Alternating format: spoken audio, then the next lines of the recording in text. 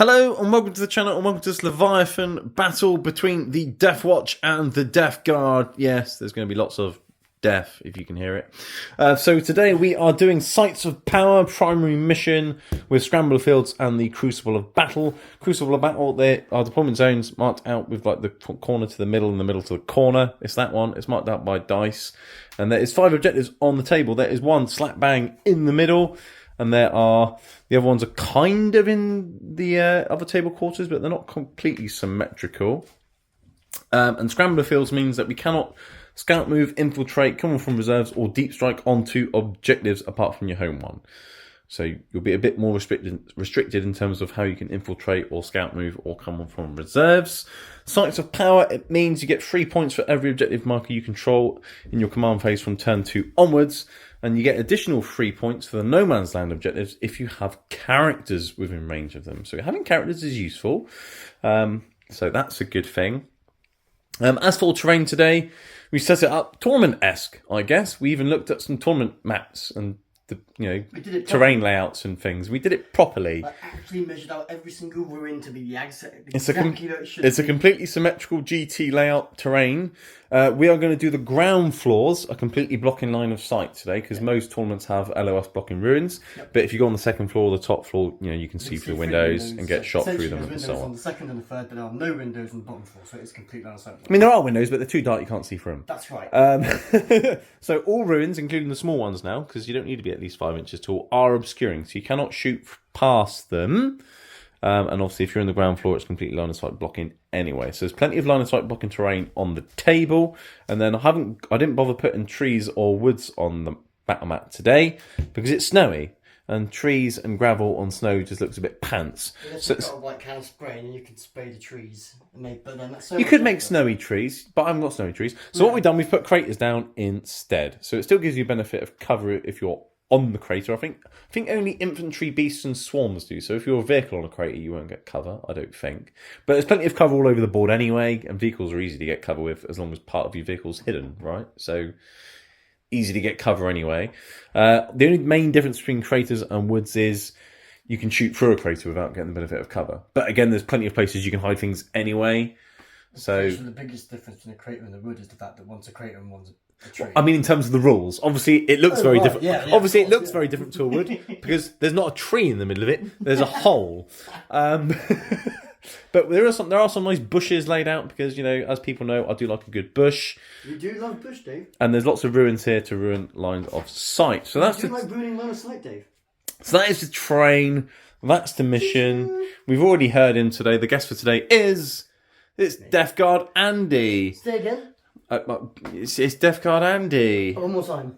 No, I've had enough. So before we have a quick look at the armies, if you like the content, don't forget to smash the like button, hit subscribe. There is a battle report or something every single week, and you can support me more if you want to by becoming a YouTube channel member, where you can get early access to battle reports and content and some other perks. And then as the channel grows, I will add in more perks for members and things like that. Yes.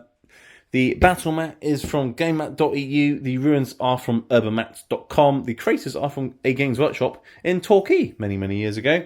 And there are also links below for Element Games if you like buying paints and models at a discount. There's links below. And you can also follow us on Instagram. There'll be links below for that as well. Hello. And you can also find at Chaos 40k, if you check for shorts, you'll see that throughout our games of Warhammer, I tend to do some filming of random behind-the-scenes stuff. So if you ever want to have some cheap laughs... And then you forget to post them, yeah? No, I've got some on there. Oh, you have actually put some? I haven't even seen them myself. Chaos 40k, all one word. You'll find some shorts. Be sure to not trousers, not jumpers, but definitely shorts. And then that's dreadful. You'll find fun content that we do behind the scenes that we don't put on YouTube here because it's rude, offensive, and definitely worth a watch. So Chaos 40k. Yeah, if you want to catch more banter and nonsense, check that out. But yeah, so our list today. So at the weekend just gone, I say just gone, this will probably be a few weeks after, we both went to a GT, we played some lists. We learnt a lot that weekend in terms of how the missions play, and we've tweaked our lists a bit to effectively try and score more consistently, and we both went 3 and 2, which was quite good, really. Especially considering your Death Guard, which are apparently pants at the moment. Well, I made a list, and before I'd even played the list, and before I even played a proper 10th edition game, I've never even played a deck of cards. I built a list that I thought would be fun. Now that list went in, and I nearly won my first game. I lost by a few points because I wrongly deployed a couple of units, but doesn't matter. Whereas I lost my first game, won the following 3 games, and went on to my final game against the tournament leader, who was the only person to be going 4-0.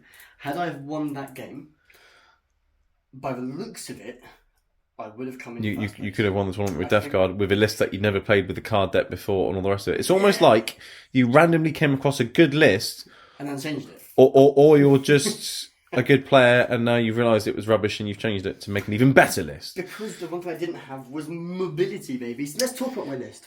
Yeah, so let's run through what Death Guard do first. You get Disgusting Resilient. No, you don't anymore. That's gone. 9th edition, Dave. We don't have that. You get Contagions of Nurgle, though. We do get that. So, as the game goes on, your contagions get a longer range, and your enemies get less toughness. So you make enemies weaker as you get near them because you're smelly. I do get Disgusting Resilient here.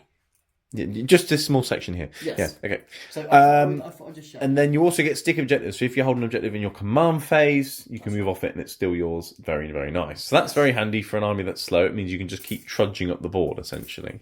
Yes, which is good.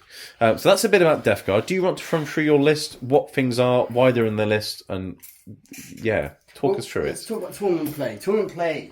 Indirect fire is a thing now. One of the only other armies that are really good at it. Oh, gosh. One minute. I'm so sorry. Right, we're back. Family called. Andy had to speak to his family. But you're back now to talk about toy soldiers. So do you want to run through your list now that you're back? Yes. Back again. So, guess who's back? Andy's back. Back again. Anyway, so what have you got in your list and why? Okay, so let's speed through this for ranked players. So for ranked play game, this is a competitive list, not narrative, not fun. This is just tournament practice. So a list designed to score points. Yes. So let's start with what's going to be sitting at the back and why. Mortars are a thing. Mortars are great. Mortars work really well with a Lord of Virulence. It gives them +1 to hit. That's Lord of Virulence. Sorry, Lord of Virulence, yeah. It gives them +1 to hit. So that if he comes on turn 2, anything he can draw a line of sight to gets +1 to hit. Yes, so any blast weapons that target something that he can see get +1 to hit and ignore cover. So that's your mortars, your frag missiles, your havoc launchers, their blasts. I think even the oh no. Yeah. So he helps your crawlers when he deep strikes in, but yeah. So mortars are good for indirect fire, which is massive because there's lots of line of sight blocking terrain. Indirect fire is priceless. About them being at the back as well is they've got 6 entry cannons, so that if anything does come in a little bit too close, you've got some very super heavy weaponry for that close range, 3-4 inch range shooting this. And you've got anti-chaff on them as well with 3 heavy sluggers. Can't go wrong with that. Yeah. So tanks are a thing. They're hard to kill. They're very resilient. They've got great indirect fire. They can be made better with Mortarion, but Mortarion is 370 or 80 points. He just sits there. He's a lot just to buff 3 crawlers because that was what you took to the tournament, and it worked really, really well. But it was a third of your army sitting on your home objective. That's why it didn't work. Yeah, because it still just couldn't do anything with it. So it was wasted points predominantly. Yeah. So 3 of them, right? Rhinos. 2 rhinos. Rhinos are great because they move. You can get out and move. You can charge. You can advance. You can shoot with them. They can path block, road block. They give you lots of options and mobility, and as of today, they now have a firing deck, so you can shoot a blight launcher and a plasma gun out the top of them. Before today, my rhinos couldn't do what every rhino could do. Yeah, mine could. Yeah, so it was weird, wasn't it? But they fixed that now, so my rhino can anything you can do, I can do too. Yes, except for mine can get over moment and do it. But anyway, so you got 2 rhinos which are better now, adds you mobility, unit of 5 in each, lovely jubbly. Right. So I've got 5 marines in each. Now, predominantly in each squad of marines, I've got a flail, I've got a... Well, they're not flails and axes now, are they? They're heavy plague weapons. Heavy plague weapons. So I've got 2 combat heavy plague weapons, as well as champion of a heavy plague fist, whatever you call it, fist. And then he's got a plasma, blight launcher, plasma gun, and then this one's mostly bolters because you want an anti-chaff unit. I do, but predominantly I've got the same unit here. I may run 2 of these, but I want to see if in this game it won't make a difference. But against because I've got power armor. Against hordes, guard, brilliant. Bolt volume shots, of fire. Lots of bolt shots, 6s doing lethal hits. It could be a thing. So it's worth playing and trying out. Because bolt guns always have 2 shots now, and the plague ones have lethal hits. So you can have 10 bolt gun shots coming out that also win on 6s. It's good against chaff units. Yeah, exactly. It's not going to help today, but, but in some cases it can help. Build. You have to build a list that you think is going to work all round. It's so important in rank play that you build it and it all comes become a list that can deal with everything. So having a little bit of everything that can deal with a little bit of everything is a really Swiss good. Army knife. Exactly. Yeah. So over here I've got 2 more vehicles. I've got my Mythic White Hauler. It's got a multi-misser because it does multi-miss quite a lot of the time, but you might know it as a multi-melter. It's also got the missile launcher, and it's also got a bile spurt, which is a 12-inch attack as well. It's not very good, but it's okay. It spits nerdly goo at things. That's right. It's got the combat as well. It can go into combat. It's not great. It's just gnashing water. Quick, fairly tough, got an invulnerable save. It's a nuisance that has to be dealt with, otherwise it will end up eventually killing something. Eventually. If it's left alone for 5 turns. I've got this one here. Now, these are good. They're okay. They've got the fly keyword. Not as very good anymore, but that's the thing. 2 options for these guys. We've got 3 if you want to put plague spears on, but I don't rate them because they're not bad. No, they always wound infantry on 2s and they auto hit. So against chaff, they're brilliant. They're great. Anything other than chaff is a waste of time. So I don't rate plague spears because you've got anti-chaff on your mortars, you've got anti-chaff on your front guns, on your bolt guns, your bolt guns. Chaff there, chaff here. So you don't need chaff on this. What you want is you want something that specialises in. So my particular favourite from 9th that I've taken it to 10th is the Heavy Blight Launcher. Which is not an assault weapon anymore. No, because you can advance and shoot. All it's got is lethal hits now, I think. That's right, yes. So 6 shots coming in, AP 2, damage 2. So it's lost some AP, but you can always give it more AP for a CP if you need to. For 10th, AP 2 is good though, because most things would drop the AP. 5 saves on your Marines, which is good. Damage 2 every time everyone's a dead Marine, so 6 shots is pretty good. Running 2 or 3 of these might not be a bad idea. But mobile firepower, it's good, and it can fall back, shoot and charge, so it can't be tied up. Which is why option 2, having the flesh mower, is really good, because if you can charge in a flesh mower of 12 attacks with its sort of extras, a couple of these are flesh mowers going into a unit will soon take down a unit. So they're good because they can say charge in, fall back, charge again. Brilliant. So got one of them, but that has got the Blight Launcher because I felt like that's my particular favourite. Mobile firepower is very useful. Yeah. Okay. 2 squads of 5 Terminators, and my Lord of Violence has joined this unit as its commanding unit officer. Commanding officer. Commanding officer. You almost sound like a guard player. Well, I'm a Death Guard player, so it makes sense. And each unit's got a Blight Launcher and a flail, and right? 3 combi bolters. Yeah, absolutely. and then the other guys are standard. Yeah. Got it in 1. Lord of Violence going in as well. He has got the Shamble Rot trait, which makes that unit -2 to charge while he's in that unit. So makes him a bit more durable. Yeah, absolutely. Because you want to keep him alive because he buffs all your blast weapons and things. Absolutely. Giving them +1 hit and ignoring cover. So that's nice. Generically could, if you've got points, add in more Terminators. But remember, if you're deep striking, the smaller the unit is, the better it is to get it in. Yes, it's better to get it in there. That's what she said. Yes. The smaller it is, the better it is to get in there. And you must be familiar with that. I am. So I know exactly. I'm so lonely. No, I don't have a. Anyway, I've got 2 units of Poxwalkers. This one led by Typhus. Now, let's talk about Poxwalkers. Poxwalkers are great. They're cheap. They're easy. They do objectives. They can sit on objectives. We don't need them to. They're pretty good. They don't do much killing anymore because mortal wounds aren't a thing for them. But they are resilient. If they're disgustingly resilient, 5 up, feel no pain, which has literally proven itself time and time again in 10th position to be really, really good, and I really hope everything gets that again. Give everything disgusting resilient because it's brilliant. So what should have happened? Take away -1 damage and give us disgusting resilient. That would have been a great transition for the Death Guard. Talking of transitions, Typhus had one in this one, and not he's really good. Different sexual, whatever you want to call it. He's transitioned to being a better model because he was a bit naff. Yeah, because his big swings used to hit on 3s, didn't they? Whereas it wasn't great. So he hits on 2s and his now. Abilities, like he always had Shamble Rot, it wasn't great. But now he's good now. pretty good. Like he's like a mini Mortarion, basically. He's almost as kill as Mortarion now, which is a bit ridiculous. And then essentially in the shooting phase, he just points at a unit and throws mortal wounds at it. Yeah. So and when he does mortal wounds, he brings Poxwalkers back. Yeah. So if you use Eat a Plague, which is pick an enemy unit within 18 inches, do mortal wounds on every dead model. You roll a dice. So when you do it, you roll a dice, and then it's like mortal wounds, and then it thinks that every model that died, you return Poxwalkers to the unit. Now you can never go more than 20 because you can never go above a unit starting strength.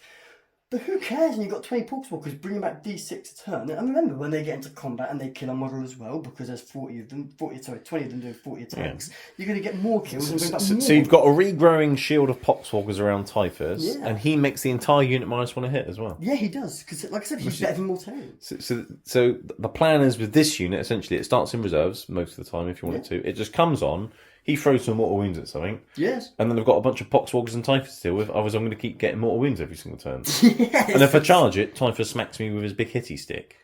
Well, I mean, and brings back more Poxwalkers. Because essentially, I could always just screen with Poxwalkers and stop any charges on Typhus, because you just surround them with Poxwalkers, and then no one can kill Typhus until they've killed the 20 Poxwalkers. Yeah, unless they've got precision, or exactly, which we'll get to later. Yeah. But yeah, it's good. 990. I mean, there's options there to change. This is a trial now. I think it's a pretty good all rounder. I think it's really, in fact, it's actually quite an interesting list. I think it's going to play very well. I don't know how it's going to play against Deathwatch, because over moments a thing. They've got perks. Well, you've got lots of smaller units now, rather than having a big unit. Whereas if you had a big unit of 10 Terminators, I'll just point and delete it. If you had a Mortarion, I would point and delete it. Now it's what do I oath? Well, this is I've got lots of options. I have lots, because I played a game with someone recently, and I took a list that I thought would be really good. So I ended up taking like 3 units of 10 Blight Lords. I took Morty, and that really genuinely was my first ever welcome to 10th edition properly on the table. I played some fun games before it. An oath moment was point and delete a unit every turn. I played my Death. And when you only had about 4 units plus some Poxwalkers, it was not good. I looked back and thought, you know what? Okay, there wasn't much line of sight blocking. He had a very shooty army, which I didn't know what was going to be up against me. I thought there would be some combat, there wasn't. So it was very, very shooty versus very, very combat based, and I fed him unit after unit. And only when you're playing, you don't always see things where you need to see them. Hindsight is where you learn. It's looking at a game after you've played. Reflecting on the result. Reflecting on the way to combat Oath of Moment, multiple small units. Yeah, send in everything at the same time. Okay, I can Oath of Moment 5 Blight Lords. I will kill the 5 Blight Lords, but then my efficiency will drop against every other unit. Yeah. But yeah. Anyway, so that's Death Guard. Enough of that. Yay! Boring. Let's get on to the Deathwatch, the good stuff. So speaking of Oath of Moments, I get Oath of Moment. So in the command phase, I can point at a unit, and my entire army rerolls all hits and all wounds against that until my next command phase. So it will occur in the Death Guard turn as well, on things like Overwatch or hitting in combat and things like that. In addition, Deathwatch, I'm running the Black Spear Task Force. Well, it is the Deathwatch one, not the Space Marine one. So for one, in my command phase, essentially, I can pick my army to get lethal hits army-wide, sustained hits army-wide, or precision hits and critical hits army-wide. And that will last until the next command phase. And I can pick each one of those once. So it's a more killy Swiss Army knife type of list of when I choose how to do those things. In addition, I also get some cool enhancements and strats, which we'll get to later. But that's a bit about Deathwatch. Let's run through what's in the list. Let's start at the back here. I've got 2 Redemptor Dreadnoughts. Redemptor Dreadnoughts are really, really good. They've always done me well. They're always quite tanky, and they do quite a bit of killing with the old plasma now as well. And they still get -1 damage, unlike pretty much everything in the game now. They're the only thing left that really has -1 damage, which is massive. So 2 of them, both with the plasmas, these Nipple Storm Bolters and the Rocket Pod. One has a Gatling gun, one has a heavy flamer. And I've got a little Tech Marine here walking around with them to heal them if they, get a bit hazardous with those plasma guns or get a little bit damaged. And also to give one of them +1 to hit. While he's within range of vehicles, he gets Lone Operative, which means he can't get targeted within 12 inches. So walking around with the 2 Dreadnoughts, he should be fairly safe. And he's also got a 2-up save, and he's not bad in combat, the Tech Marine. And it's an extra character, which sometimes can be handy in missions like this one. So that's them back there. Over here, I've also got a Rhino. Everyone likes Rhinos. Nearly every list I run in 40k always has some sort of transport in it, whether it be a Rhino or a Chimera or a Land Raider or something.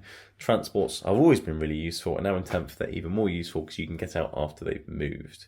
As mentioned, mine gets a firing deck as well. In my Rhino, I'll have 2 units of Deathwatch Veterans and a Chaplain. 1 unit of Deathwatch Veterans will have a couple of Heavy Bolters, 2 Swords and Boards, and one with a Xenophase Blade and a combi weapon. Those Heavy Bolters will be shooting out the top of that Rhino most of the time, which is very nice. And then the other unit will have same Sergeant and Sword and Board guys, but also 2 Hammers. And that will be the unit which will have the Chaplain joining it. So Deathwatch Veterans reroll hit rolls of 1 against everyone, and against Xenos reroll all hit rolls. And then obviously the Chaplain joining it. The Chaplain will also get to reroll hit rolls of 1, which is nice because he hits on 2s.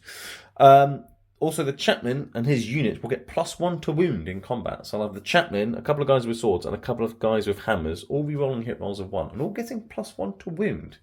So that'd be a nice little punchy unit coming out of the Rhino. And also the Chaplain can point at 1 unit once per battle and just not make it battle shocked, which can be very handy because lots of these secondaries units can only get if they're not battle shocked. So having a little trick like that when you haven't got a CP to do Insane Bravery could be very handy. I've also got a unit of 5 Intercessors. I've got 1 guy with a grenade launcher. They're essentially in the list to be my utility unit and also just to give me sticky objectives, so if things die later on, I can still hold objectives. Next to them, I've got the heavy intercessors. This is my chunky unit that sits at the back on the home objective all game and just doesn't die, essentially. Toughness 6 guys with 3 wounds is really, really good. They're almost as tanky as Blight Lord Terminators, except they've only got a 3-up save and not an invulnerable save. But if they're within range of an objective I control, if a damaged 1 weapon hits them, they do actually get +1 to their save. So they are actually very difficult to get rid of. And they're only 15 more points than normal intercessors, so I do like them. They're very good. Moving forwards to the proper units in the list, I have a unit of Vanguard veterans, and people are going to say, why on earth have you brought Vanguard veterans? They're rubbish. Well, they're not great, but what they do give me is fly, infantry, and speed. So they can jump straight through a ruin, because they're infantry, and they're very quick. So, you know, if I get engaged in turn 1, I've got a Rhino and some Vanguard veterans that can zip around and get points. Also, 4 of them have Storm Shields, so I've got 4 of them with 4+ invulnerable saves. So they should actually be able to survive more than you would expect. And they're also very good at just dealing with chaff. Each of them will have 4 attacks at strength 5 minus 1 AP. Which doesn't sound amazing against Death Guard, but if I've got 20 attacks going to a unit of 20 Poxwalkers, if I give them Oath of Moment, they probably will delete 20 Poxwalkers. So they're very much a counter punch against chaff, and also speed, mobility. Nice little unit. And on the charge, they actually get lethal hits, which is quite nice. So that's them. Moving forward, I have a unit of 5 Deathwatch Terminators. 3 of them have Hammers and Shields. Why? Because mortal wounds, and they then have 4 wounds each rather than 3. So that's very nice. I've got a guy with a Cyclone Missile Launcher and a Chain Fist, and another guy with a Heavy Flamer, just to add a bit of utility to the unit, a bit of anti-tank, a bit of anti-horde. That's that, really. When they charge something, I think they get battle shot or something, but I always forget it because it doesn't really matter most of the time. They get a teleport homer, which I can put down at the start of the game, and then I can rapid ingress within the range of the teleport homer for free. My previous iteration of the list didn't have the Vanguard veterans or the Tech Marine or the Chaplain. Instead, I had an Apothecary and 5 more Terminators. But what I found out was 10 Terminators doesn't really kill much, but it just doesn't die. So instead, I've just kept the 3 shields in here to make them quite durable. And now they've got a much smaller footprint to fit in. And they can still be very useful for getting secondaries. And they're still quite tough to kill. There's still 5 Terminators with a 4+ invulnerable save. 3 of them have 4 wounds. And they're not cheap. So let's just make the unit a bit smaller. Leading them will be a Terminator Captain. And he has the enhancement, the Tome of whatever it is, which essentially means that in one of my command phases, if he's on the battlefield, I can select a second Oath of Moment target. So normally in turn 2 or 3, I've normally got 2 oaths going off, which has been absolutely priceless. So he drops in with them. They keep him alive. I get a chance to do a second Oath of Moment. He also allows the unit to reroll charges. So if I do Deep Strike down and want to get a 9-inch charge, it's always rerollable. And he also allows the unit to have a free stratagem on it every battle round. So normally it's like an Armor of Contempt or something, just to keep them alive. So that's them. Moving over here, I've got 3 Eradicators. 95 points in every single game I've played with these Eradicators. They've killed a lot more than their points. Essentially, they go in reserve, come on, they've got a small footprint, and just nuke something. They've only got 1 shot each now, Eradicators, but they do reroll all hits, wounds, and damage, so they don't even have to shoot your Oath of Moment target to be fully efficient. Which is very, very nice. Annoyingly, the melters are only 18-inch range now, but Deathwatch have got a nice little strat where I can actually increase their range and AP. So that, which means I can still bring them on from reserves and get in that sweet melter range of getting D6 rerollable plus 2 damage, which is absolutely amazing. So that's them. They're very nice. And then here I have a unit of 10 Hellblasters with a Lieutenant. Hellblasters, very, very good. A unit of 10 of them just pretty much nukes whatever I point them at. The Lieutenant gives them lethal hits and the ability to fall back, shoot and charge, which is very, very nice. And then if I supercharge and some of them die, they can shoot on death. So yeah, they're a very, very, very, very, very killer unit for 300 points. They essentially point at anything I want and just kill it. So if someone's got a Wraith Knight or a Big Knight or a Baneblade, point, click, delete. Especially when they drop in and I do sustained hits, so then getting lethal and sustained hits with Oath of Moment, it's absolutely brutal. As Andy knows, I'm sure everyone's about to find out. So that is the list, essentially. Oh, I forgot one thing. My lieutenant, he's got the enhancement to the Beacon Angelis, which essentially means his unit, aka Hellblasters, can deep strike. Because what's better than 10 Hellblasters deep striking and nuking something? Please comment below if you know, because I seriously don't know anything that's better than that. So they're the lists. We're going to do the roll off for defender. Oh no! Tournament plays not safe from me. Do you know, there's actually a song where it's like Jurassic Park is a massive park. What could possibly go wrong? Everyone gets killed. Anyway, Sam Neill. There's two of them. Are they moving in a herd? They do move in herds. Yeah, cool. I'll Okay, right. Do you want to grab a dice, sir, and we can roll for defense?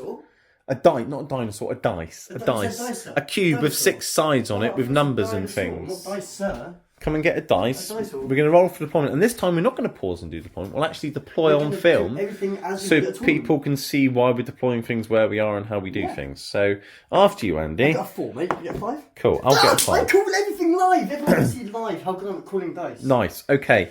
So I'll say that you can defend. So you deploy first. And we'll alternate. The deployment side. Wait, now you've got to, because look, defender, look. Explain this. You are that side. In New Game 7th Edition, that is where you have to deploy if you are that the defender, person. attacker. Yeah. So, and why do you always go this side, Dave? Just so everyone knows. It's because over here I get a better camera angle. There you go. There we go. Okay, Right, so nice we have to decide what's going in transports, what's leading units, what's going in reserves. Go. Okay, this unit will go into this cool transport here. This unit will go into this cool transport here. Fantastic. This unit are in the deep strike, and I think today this unit will also be in the deep strike. Everything else apart from them, you can put them in reserves. Yeah. Yeah, they'll be in reserves, and then this unit, everything else starts on the board. Cool. Starting on the board, I will start with my first vehicle of the day. Now, what's important with vehicles like this is that you've got things that can come in and hurt me. So, turn 1. I'll have absolutely nothing deep striking. I don't know what you're talking about. Either way, you're going to have things that can range hit me. So it's really important that I think about, as a tournament player, hiding my most durable units turn 1, turn 2 to make the most of their mortars. So I'll be putting it, because line of sight blocking on the ground floor is a thing, you can now put tanks into ruins. You can shove it straight in the ruin and I can't shoot it. And you can't shoot it. So Perfect. this tank is going to sit right here on this objective, so that in command phase 2, if I needed to move off, I do still have this in my command phase, and sticky objectives would be a thing. For Death Guard. For Brilliant. Death Love Guard. it. Okay, so that's your first go thing. there. And as Andy was sort of getting at, essentially, if you want to be good at the game, you can win or lose games on deployment. So what do you do if you've got lots of big line of sight blocking terrain? Hide as much as you can. Absolutely. So I'll quickly run through what I'm doing, because I was supposed to do it after you did, but you got carried away. Terminators are starting in deep strike. All these guys are starting the Rhino. I think I mentioned that earlier. And then all the Hellblasters with the Lieutenant will be deep striking because of his enhancement. And the Eradicators are going to go in reserve. I love it. And what I'm not used to do is put one of these Dreadnoughts in reserve as well. But now I've got a Tech Ring, I think I will actually start them all on the board. Makes sense. What are you going to start with, Dave? I'll start with some Intercessors, doing almost the same as what you just did, because these give me sticky objectives. That's a beautiful And I'll put thing. them down here. Why are you putting them in the ruin? Because you can't see them, because the ground floor's blocking line of That's sight. almost like you're playing a tournament-esque style move, mate. And they can go there, and then they can run out here, go here, there, everywhere, and do lots of things, and I'll have a sticky objective the same as you. I love it, and I'm going to go straight in with my next tank. Now, people will think, why put tanks down first? Because Dave knows what your heavy tanks are. Yeah, you're right, but you know what? You've got indirect fire, so you don't care. Yeah, exactly, and a good tournament player is going to know exactly what I'm going to do with my tanks. What's more important, he doesn't know what I'm doing with my fast units and my infantry. Things that you won't necessarily be putting behind a wall. So it's more important to do Tanks with indirect fire and artillery always go at the back behind a wall. If I'm playing guard, I'll have a Manticore and I'll have a Basilisk. Like, it's just obvious. Absolutely. So, yeah. Cool. Right. My next thing, I might have to do a bit of thinking here. I'll put some heavy Intercessors down somewhere. I think I'll put them... You know what? I'll put them on this objective as well. And I'm going to say why. Because if you do go first, I know very well your mortars could actually delete that unit of Intercessors between the three of them. Yes. What they won't be able to do is delete a unit of Intercessors and a unit of heavy Intercessors. You're absolutely right. Now, rather than giving that, I'm going to get your next unit ready, because I've got my third tank. It's quite obvious what I'm going to do with this one. So Dave can go and get straight away his next unit. And what I'm going to do with this one is actually just pop it at the back to the side here, so that I can, if wanted to, on turn 1, just bring it down the side and get that line of sight down the middle, so that my entry cannons can go to the middle should I need to. They've only got 24-inch range, but it does give me options for line of sight on that tank should I want to get that +1 to hit and not suffer the penalty for being -1 to hit from being indirect. Dave. Cool. You know something about the whole 24 inches thing? Yes. Because of the amount of terrain on tournament boards, it's actually not that bad. It's not. Because of the amount of line of sight blocking terrain, if something's more than 24 inches, most of the time you can't see it anyway. And it's going to get... So it's actually not that It's not bad. that... Yeah, it's Anyway, not devastating. Mine's an easy one. My rhino's going to park behind here with all my veterans in the back, and I'm going to put those guys there because they'll be the guys shooting out the top, and I don't want to forget. And it gives me options to move over here onto that objective, turn 1, or over there into the middle, turn 1, if I need to. I love it. So what I'm going to do, Dave, is I'm going to go right here, and I'm just going to put my poxwalkers on this here into this line of sight blocking terrain, and put 20 poxwalkers here ready to be a nuisance, because I've got other plans for them, but what they're really good is at sponging pointless bullets when you just need something to sponge. You're a bit of a sponge, Andy. I am. Have a I said bit that? of a Have I said sponge. that before? You've said it before. Yeah. And Cool. you, my friend, are a bit of a genius. Oh, thank you. I could have said something else, but I changed it last My minute. unit of Vanguard veterans, they're quick, they're mobile. I might need to get that objective in my turn 1. They can stand here in this ruin, in cover, behind closed windows, and jump out onto that objective turn 1 if I need them to. Just in there. Just like that. Just like that. Just Just like that. Tommy Cooper. Just like that. So next up, I'm going to put my midfield light haulers somewhere. Now, these are great. Again, I can choose to advance them. So what's brilliant here is if I put this one here, there's line of sight blocking terrain everywhere. And because range is a thing, he probably can't see that. Even if he brings a dreadnought here, he can't get that line of sight. I can move maybe, but So I'm going to put that you'll be one fairly there. hidden. And that means turn 1, I can get a hauler straight into that objective. Yeah. Without even having to advance it. Yeah, you need to think about not just hiding things, but in deployment, think, right, what if I get this card turn 1? How can I score that objective? Bang, Absolutely. that's how you do it. So having a hauler up here is really quite handy. Right. Because that's a thing. Time for dreadnoughts. Dreadnoughts! Dreadnoughts. Dreadnought. They're absolutely dreadful, you know. I dread the day.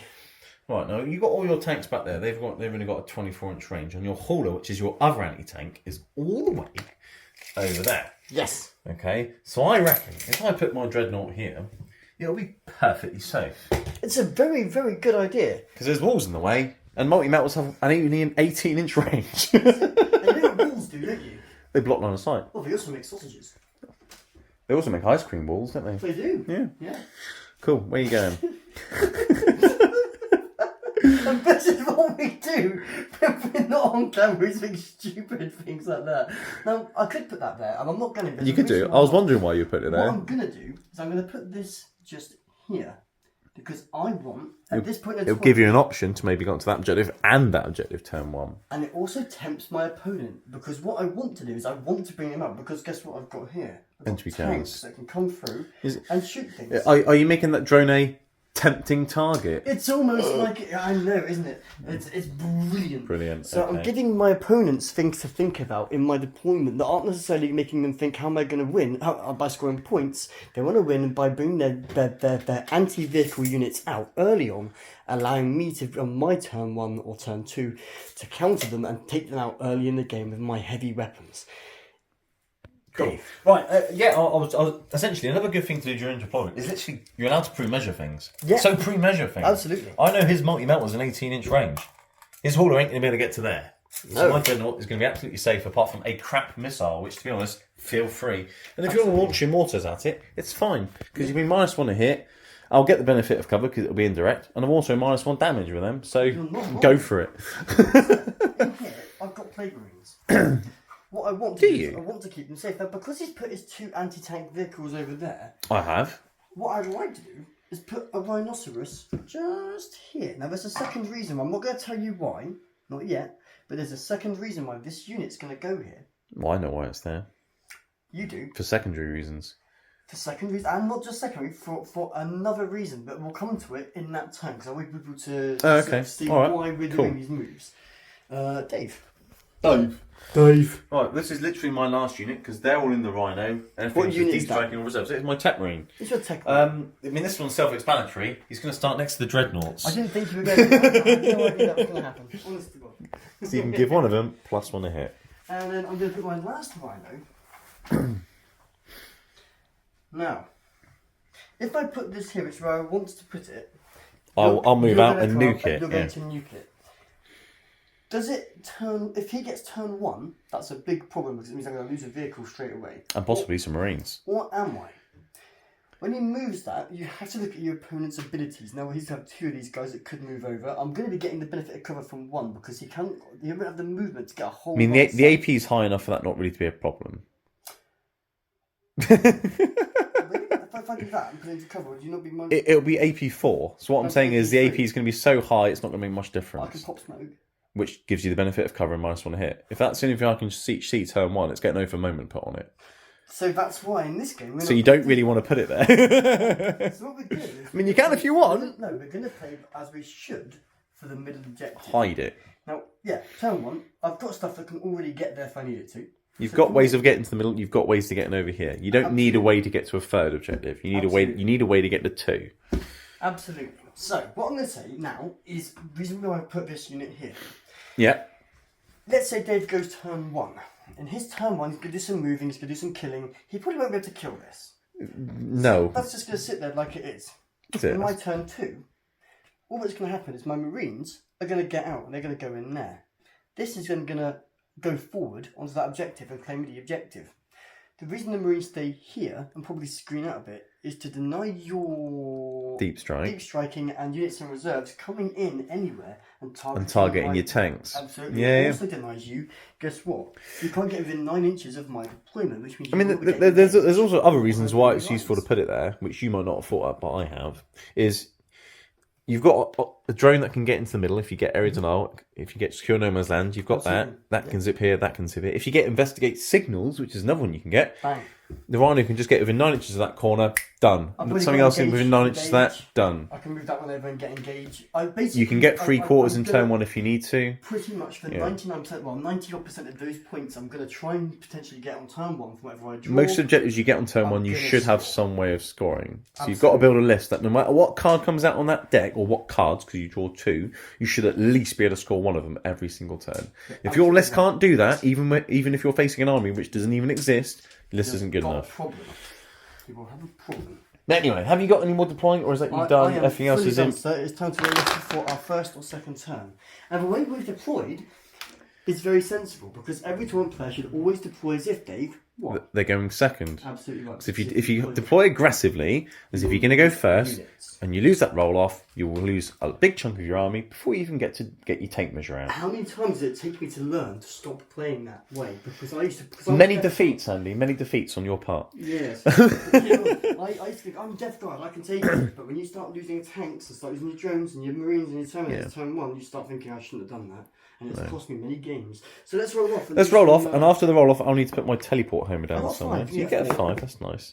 Oh, you got 5. I almost actually want to go 2nd with my list. Do you know that? Yeah, I kind of know you do. Oh, but I'm going to go 1st, but it's fine because my list can also deal with going 1st. It can. I like that. So I'll put my teleport homer down somewhere. Yeah. And yes, we'll be back in just a mo.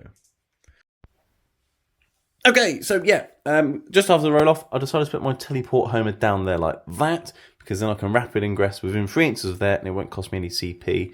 Why have I put it there and not slap bang in the middle or over here? Well, over here, that's where your army is. I won't be able to come down there anyway. You'll be in the way. Yes. If I put it near an objective, you'll be near the objectives, and B, this mission can't come down near objectives. Absolutely. So if I put it there, I'll just get a free little rapid ingress there, and if my Terminators come in there, they're then in range of 2 objectives to fight over 2 objectives. So that's why I've put that there. Right, as for objectives, we've both got a CP. Let's flip these over. I've got engage on all fronts. Isn't that lucky? That's all right. I should be able to get 3/4. I've got a Rhino here to get over there, and then I've got this one, obviously, and that one over there. So I'll be able to get some points on engage. Not a problem. Deploy a teleport homer. Do an action in your deployment zone or in the centre of the board. Again, I could potentially do that because I could get a unit of guys out the Rhino, run them over there. Yeah, so absolutely. I should be able to do this and get some points, no problem. Yeah. So what we've got here is a successful deployment turn 1 because you're able to go into turn 1 and score points. And that is what ranked play in 10th edition is all about. So this has been a successful deployment for the Deathwatch. Yes, I couldn't have said it better myself, Andy. Anyway, you can now film me do my movement. I will. Yes, because that's fun. So this game will be the longer game that we've ever done, purely because we are teaching you guys the way that we would expect to play people at a tournament. What we do is we play higher level people We've had some people that are learning, and we tone it down a bit for them. But we try to be fair and try to teach people while we're doing it. And also at some tournaments, when it's a new player, we're giving them that advice because no one wants to be that guy. So if we see someone doing something like putting something in line of sight, we'd be like, why are you doing that? We don't tell them not to. We ask them why they're doing it. So why are you putting that rhino there? Oh, because it's gonna. Yes, Dave. Hello, you carry on. I was waiting for you to stop and then I can talk through what I'm doing. Oh, okay, so yeah, we'd ask them why they're doing it and allowing them a moment to really think about what they're doing, why they're doing it, and if they want to continue doing it at that point. And it allows people to then be able to have a more competitive game, learn while they're playing competitively, and all around it makes you a much more better sport during the hobby, which is what you kind of want, because there's trophies for that. There's trophies, not just winning, but trophies are best painted as well, you know, which I mean you'll never get, but I No, might but- one day. Thanks, I've never had that. Anyway, before I start my movement phase, Yeah. I've got my command phase, You right? do. So I'm going to pick your rhino as my oath of moment target. I like that. Okay? Okay. Because that's literally the only thing I can really get shots on and maybe kill. So Okay, let's it try and do makes that. sense. So that's that. My tech marine will also tell the Ultramarine Dreadnought to get +1 hit, because he can also just about get line of sight on your rhino. And he's got more guns than the other one. Yeah, I doubt the that makes Gatling gun sense. will be in range. Well, No, it might be. no, Never know. yeah. Anyway, so I've got 2 units in here. I've got the shooter unit and I've got the killer unit with the chaplain. Yeah. I need to get something within 6 inches of the centre of the board to deploy a teleport home and get 3 points. I'm not going to sacrifice my chaplain and his killer unit. I'm going to get the other unit out, because then if they die, I haven't lost my chaplain. It makes Because sense. if the chaplain runs in there with my other unit and you get assassinated on your first turn, I'm giving I'm you 5 going to score points. points, absolutely. And Alright. it's not about scoring, it's also about denying. Yes, and I don't really want to lose my chaplain before he goes in and smacks something. So I can disembark 3 and then move 6. So I'm essentially just going to move them 9 inches, because it just makes it a lot easier. So I can get you guys to there, which is within 6 of the centre. The unit doesn't have to be wholly within 6 of the centre for deploy teleport, just within 6. They are now within 6 Beautiful, inches. because some objectives you have to be within 3 inches or wholly within 6 inches. So it's good that. Yeah, so for this areas one. in Nile, you have to be wholly within 6. That's just moving there, not doing an action. So if I had areas in Nile, for example, I would advance them and make sure they're all wholly within 6 of the centre. Yeah. Seeing as I don't have to be, I'll just move and then I have to do an action, so I can't advance and do that anyway, because none of them have assault weapons. Makes so sense. So they wouldn't be eligible to shoot if they advance, and you have to be eligible to shoot to do an action. So they'll be doing that. Meanwhile, I also had engage in all fronts. So I'm going to advance Mr. Rhinoceros over here and try and drive him that way as quickly as possible. That makes sense. I've got advance of 4. Which Okay. will probably get you to where you want to be. Because So that's 4 gonna... will get me to there, and then I can start driving my 12 inches that way. Boom, which will be more than 3 inches away from that quarter. I've engaged, and I've also on the objective. Lovely. Absolutely right. And let's not forget I've got veterans there, so if you kill it, they'll get out on the objective. But then the question would be, on my turn 1, Yes. I could predominantly draw. You could bring it down, No. Well, I could get bring it down, but I could also get storm hostile objective, which means you can nick the right, yeah. which means I can get it. So, do you want to put it on the objective? Oh, I'd rather put it there, because then if you do kill it, my veterans will then get out on the And you're going to objective. control it with OC from the troops. And it makes sense. And even if you don't get Storm Hostile Objective, and you won't get Potentially points for points nicking for it, you. if you don't kill that and all the veterans, You're gonna I get get more points. primary points in my Absolutely turn. right. And it'll be a character on a No Man's Land objective for extra points for sites of power. Yes, So I'll get 6 points for holding that objective if my veterans on it. you will. So I'll quite happily zoom that onto that objective. Yeah, fantastic. So that's that. Meanwhile, my dreadnoughts are literally just going to chonky over here like that. Dong, dong, dong, dong, dong. Boop. And they're going to draw a bead on Mr. Rhinoceros over there. So this one can get to here and just about see past the corner. When I had a look a minute ago, Yeah, then. there's not much in it, but I think your front of your track is literally poking out just past that ruin. Beautiful. Whereas if you deployed it literally 1 centimetre further that way, I wouldn't be able to hit it. That's okay. Mr. Tetmarine will just, you might as well advance. Again, it's one of those moments where my opponent's plays 2 anti-tank vehicles, or 2 vehicles to bring it down. Potentially, in my turn, I can bring it down, or potentially I'll be able to get one now. Yeah, But but try and kill him. Go on. Well, no, I'm not sure. It's options, and the game is afoot. Right, now Vanguard Veterans, I could run them over here, because within the corner of this ruin I will control that objective. But then I will have the problem of Potswalkers forming out, moving, charging, and then you'll be on the objective. Yes. So do I really want to do that? And you've got the drone that can swing around. I mean, you wouldn't be able to shoot me, but you know, you could. And you've got mortars. So do I just keep these here? Yes. And there's another reason why. I want this table quarter for engage. 1, 2, 3. So they're going to sit there. It makes sense. This is now a sticky objective because the intercessors have stood on it. So the intercessors can now do another nice little job of advancing forwards. They're going to go 11 inches. Why am I moving these 11 inches forwards, everybody? Why? Well, it's another cheap unit which can run forwards and do actions and things later on. Which means that they're much closer to that objective. And also places where they might need to do actions. Like Because it's a sticky objective, so you need to get to it now for me not to score that one. And my heavy intercessors will advance now and just spread out because you've got deep strike in turn 2, so they can start spreading out now and then spread a bit further next turn if they need to. Yeah. Because they're a bit slow, these chaps, so I'll start spreading them now. It makes sense. So you're preparing for my terminating potential on turn 2. For the next turn. Because these guys are slow. So as a rank player, you're now thinking 2 turns ahead about what your enemy has got potential to do in their turn 2. I'm a tactical genius. You are a tactical. I said it earlier on. You're a genius, Dave. A smelly, stinky genius. Yeah. So that is my movement I'm the phase. Death Guard now.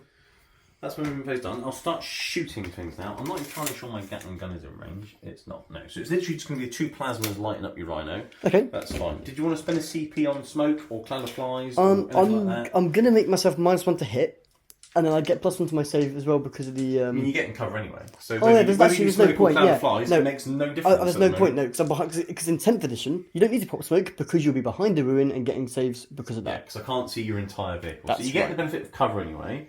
So you could spend a CP to get -1 hit either from smoke or cloud of flies, but I've got oath of moment. So do you still want to spend the CP to make your rhino -1 hit, or would you think he's probably going to dead anyway? Let's not bother. I think it'll be okay. I think it'll be okay. I'm gonna put a CP on, and I'm gonna do cloud of flies on that rhinoceros. So that basically means it's now -1 to hit. Cool. For Dave. Okay. Let's start with the Ultramarine Dreadnought, because that's the one that's getting +1 to hit, so he's back to hitting on 3s. Okay. Alright, D6 +1 shots with the plasma I will be supercharging. So 3 shots, hitting on 3s now, with the Oath of Moment. That hit beautifully. Winning on 4, Strength 9, Toughness 9. Oath of Moment. Oh, so just 1 AP lots, but you will get a 6-up save because of cover. It's AP4, I believe, or something.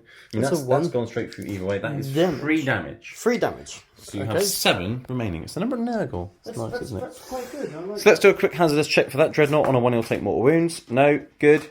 And then I'll rinse and repeat with Dreadnought number 2. So D6 +1, supercharging. This one's having 6 shots. Glorious. There you go. That's better. And this is the one that will be hitting on 4s, not 3s. That's annoying. I'd rather the more shots with the one that was getting +1 a hit. Never mind. So 4s. Oh, Oath of Moment's a thing, isn't it? Oath of Moment is definitely a thing. Not brilliant though. See the smoke and cloud of flies. Whatever you're using, it's working. Yes. 4s to win with these. So 2 wins, 2 6-up saves. I won't kill you now though, because you'll have a wound remaining. I will have a wound remaining. See, if those hit on 3s, it would now be dead. So that CP has kept your rhino alive.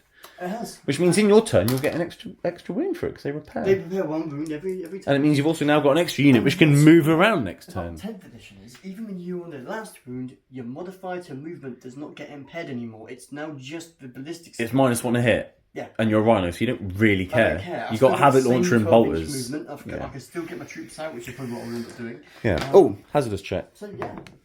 He's fine. Right. Okay. So that is literally all I've got to shoot with because they're going to be busy putting a teleport homer down. I mean, I could not do that because I declared that in the shooting phase. So I could declare whether they're going to do that now, or I could shoot at your rhino with the heavy bolts and try and finish it off.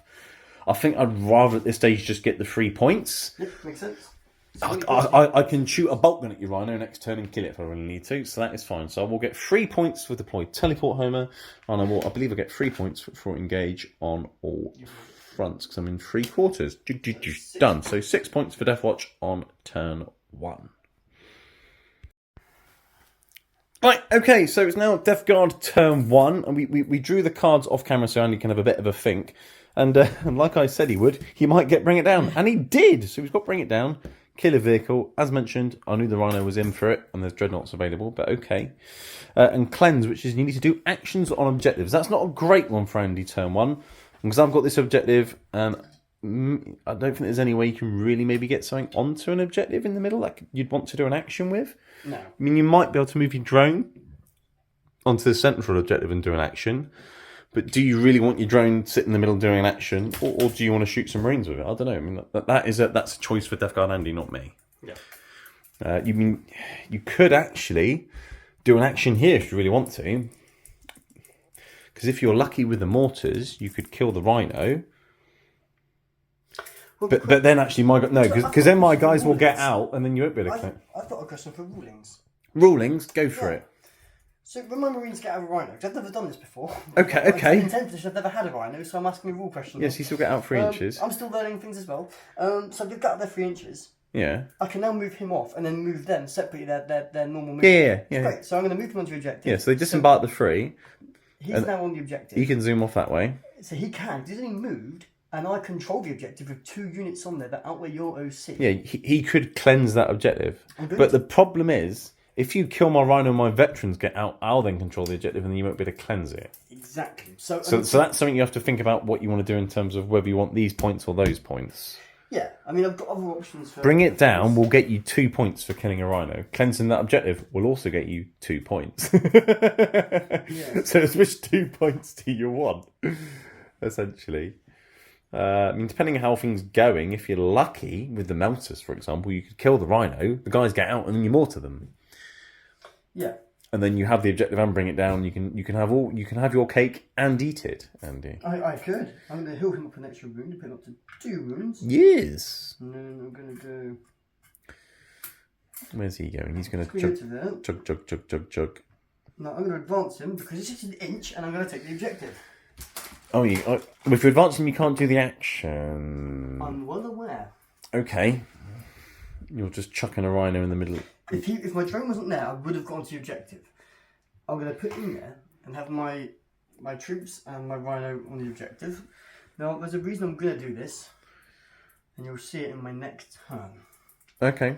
It's very important right now for what I'm doing. I have to see the movement I'm doing as a guy. So, for the benefit of you guys, I'm not going to move the whole unit. I'm just going to put a couple of the poxwalkers in here so you know that these guys are now in this ruin. Yeah, and I imagine you're putting them in the ground floor, but you're putting them there just so we can see where they are. Exactly. Yeah, that's what we always do. He's just too lazy to actually put them on the ruin. Yeah. What are you doing with your drone then? Did you want your drone coming this way? Because obviously you could put your rhino here, for example, and then your drone can come over and cleanse the objective. Or have you got another plan for your drone? He's going to go there. Okay. Because then you've got a gap for your drone to go through and cleanse it then if you want to. Yeah, because he does get the... But you don't declare the actions in your movement phase, now you do them in your shooting phase. So you can have a think during your shooting phase about whether you want to shoot with him or not. Which is nice. Because it means if your shooting phase goes well with other things, you might think, I don't need to shoot with him now, he can do the action. Yeah. Whereas in ninth, you have to move and do the action in the movement phase, and then that's what you're doing. He's coming out to play, is he? Yes, because... range is a thing. He's just about in range. Gives you a bit more firepower into that rhino. Okay.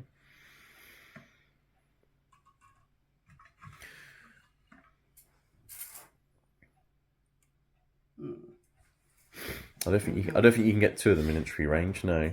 Line of sight is a thing. I mean, it will make your mortars better, wouldn't it? Because then it would be -1 a hit. Because I'm going to be lighting this up, and you guys are going to be getting out within 3 inches, which means I want as many shots to kill what's going to be near this objective as possible. So it'll be yours, and then your rhino can cleanse it. Absolutely right. So you want to completely obliterate what's over here for both the reasons for your objectives, and then also to hold the objective. Okay. Yeah, so I'm going to get points on cleanse. I'm going to get points on cleanse. I'm going to delete a unit to bring it down. I'm going to be quite out there. And then what I've also done is just to double check. You're manoeuvring things in such a way to make sure that I'm screening out as much as possible. So some of these poxwalkers are actually going to come back because it's most important to stop you from deep striking. You don't want a bunch of Deathwatch in your back passage. That would be quite painful. So what I've done here is now, basically, you can't deep strike within anywhere. Within your half of the board, pretty much. I mean, there might be a tiny space here or there, but yeah. I mean, you can still move them. They've disembarked. You can still move them. Their movements there. I'm going to come to it back here. You're not going to be getting them on that table edge. So, I've now stopped any deep strike, which means behind enemy lines, if you draw it, you're not going to get it. Yeah, and we'll have one happy Andy. One happy Andy, because this is all about denying points versus scoring them. So going into my shooting phase now. Yes. I'm going to declare this rhinoceros and this drone are both doing cleanse. Well, you can do it at the end of your shooting phase. You don't have to do it right away. So that's what I mean. So you can see how your shooting phase is. It just says in your shooting phase you can do it. Doesn't matter. It doesn't say when in your shooting phase. Oh. So you can do it while you're shooting, and if it goes to plan, then you can do it. Brilliant. If it doesn't go to plan, you might think, okay, I won't kill the rhino now because then I won't hold the objective, sort of thing. You see what I'm saying? Yeah, so it's quite nice and flexible like that. That's a nice little It's nice, so you don't have to do that. Yeah, so what are you going to start I'm with? going to start with this, everything from him into this round. Pop in smoke. It makes sense. So I haven't got any cover, now I have, and I'm also -1 to hit. So hit your 4s. Yes. Multi-motor. That goes straight through. No, it doesn't. That Oh, no, it's not. Yes. It's not only the plague weapons have lethal hits. So you're winning on 4s, though. Down to 3s. Because the contagion range is 3 inches because your rhino's there. Not only that, they've got +1 to wound. Oh, so I'm toughness 8, which means you're winning on 3s, but he's actually winning on 2s. Because I'm down to toughness 8 now, because it's a 3 inch on turn 1 now. Contagion So you win on 2s. Win on 2s with multi-melting. I'm not sure my smoke's going to help me now. And 2 go through at AP4. It is AP4, but I've got smoke, so 6s. Yeah. I need boxcars now, everybody. Oh, this is going to be a very dead rhino. No. Okay, and you are within 9 inches for your Nelta range, so 2d6 +4, essentially, for each. So which is exactly what you need. 10 wounds, look at that. It's almost like Your Blight Hauler's actually doing what it should do. Yeah. It's almost like you moving the rhino there by chance gave you winning on 2s rather than 3s. Brilliant, isn't it? You didn't even think of that, did crazy. you? No, I didn't. No, see, I know how to play Death Guard more than Death Guard Andy. Does it go kaboom boom? No. All right, I've got 6 guys in there, so I roll 6 dice. Any ones are mortal wounds to the guys inside. No. Oh, now I roll the 6s. Yeah, brilliant. So I'll get my guys out, and I'll get them 3 inches out. Now, my conundrum now is: do you go to the objective or do you stay back? I mean, if I put them on the objective, you're going to try and kill them. Yes. If I don't put them on the objective, you're still probably trying to try and kill them. Because I've got line of sight on them, it makes sense to try and kill that unit. Either way, I'm going to light them up and I'm going to kill that character, which is annoying because for Assassinate, I might draw that in turn 2 or 3, and it's another character I won't be getting to kill. So it's annoying, but... And I can't come on within engagement range, so... No. What I'm going to do is I'm going to put them all on the objective. So you have to kill the entire unit to a man. So not only have the objective in my turn, and then obviously your subsequent turn if you keep it, but also you have to kill pretty much all of them to then actually be able to cleanse the objective. Yes. So they've each got an OC of 2, you see, and the chaplain's got an OC of 1. Okay. What's the OC of your hauler? 3. What's the OC of your rhino? 2? I think it's 2 because I've never used a rhino. I presume it's... So you need to kill 4 of them to then be able to do your action. Makes sense. Should we go ahead and try and kill it? Good luck to you, sir. I will put the tank at the back into them first, and I will... Actually, no, I've got his plans. I might as well do the first one. So you've got a guy with a shield there, haven't you? I've got 2 guys with shields. Great. So let's start with... Armour of Contempt. Yeah, of course you did. So what I'm going to... If everyone doesn't know, what does Armour of Contempt do, Dave? It reduces your AP by 1, and obviously some of them I get cover on as well. You do. So what I'm going to do So now... I'll try to make them as survivable as possible. Absolutely. So what I'm going to do here is I'm going to just put the first unit of Plague Marines that got out, and they can see, these 3 guys they can see. Well, I think you'll find one of them can, Andy. There's a rhino in the way. I can actually draw line of sight underneath the rhino. If you come here... Are you having me on? No, I genuinely can draw line of sight underneath the rhino. Oh my god, look at the gap on that. Okay, yeah, alright, I can fine. genuinely get a line of sight on. That's brilliant. I've never done it underneath a rhino. Shooting a blight launcher underneath your rhino. Hitting all 3s. One hits. 1 hits, okay. One That's a weird. moves. AP of blight one, 1, but it'll be nothing. Not getting the benefit of cover from this though, because it's not a wood, it's a crater. So it will just be a normal save. Yep. So it'll be 3 up. I'm all good. That's fine. Okay. I would write that on the rhino. What we'll do next is we'll put this tank, everything into them, and I'm going to spend... Did you not have any other guns with him, like a plasma? I do have a plasma, but he's not in range, is he? Because... 24-inch range Oh, I plasma. thought they... Oh, Rapid fire if it's half range. No, you'll have one shot. dice, yeah. So 1 dice. Actually, no, they're both missed anyway, so it doesn't matter. Right. So, this tank here is going to put a CP for extra AP. Oh, you're countering my armour of I contempt am. with, It's, what's Ferric it? Blight. Ferric Blight. Gives me Okay. extra AP for everything on that tank. So, we'll start with the mortar. Okay. Because I want to mortar you first. D6 plus 3. Plus 1 for blast. Because you've got 1 from 5. So DC, so 8 That's shots. 4 plus 3 plus 1. Corn wants it. Yeah. So, roll those dice. Hit on freeze because you can see me. So you got No some 6s, ones. which is a shame. Yeah, I've got there's one right 6. there. So that's a lethal hit. Very nice. Need strength 8, so you're winning on 2s. There's a 1. Oh, Get it in the tray, man. I know. So 3 more. So 4 wounds. 4 wounds at AP 1. Well, AP2 becomes AP1. AP 1. And then, yeah, I can put it on this one, which gets cover. So 3 up on him.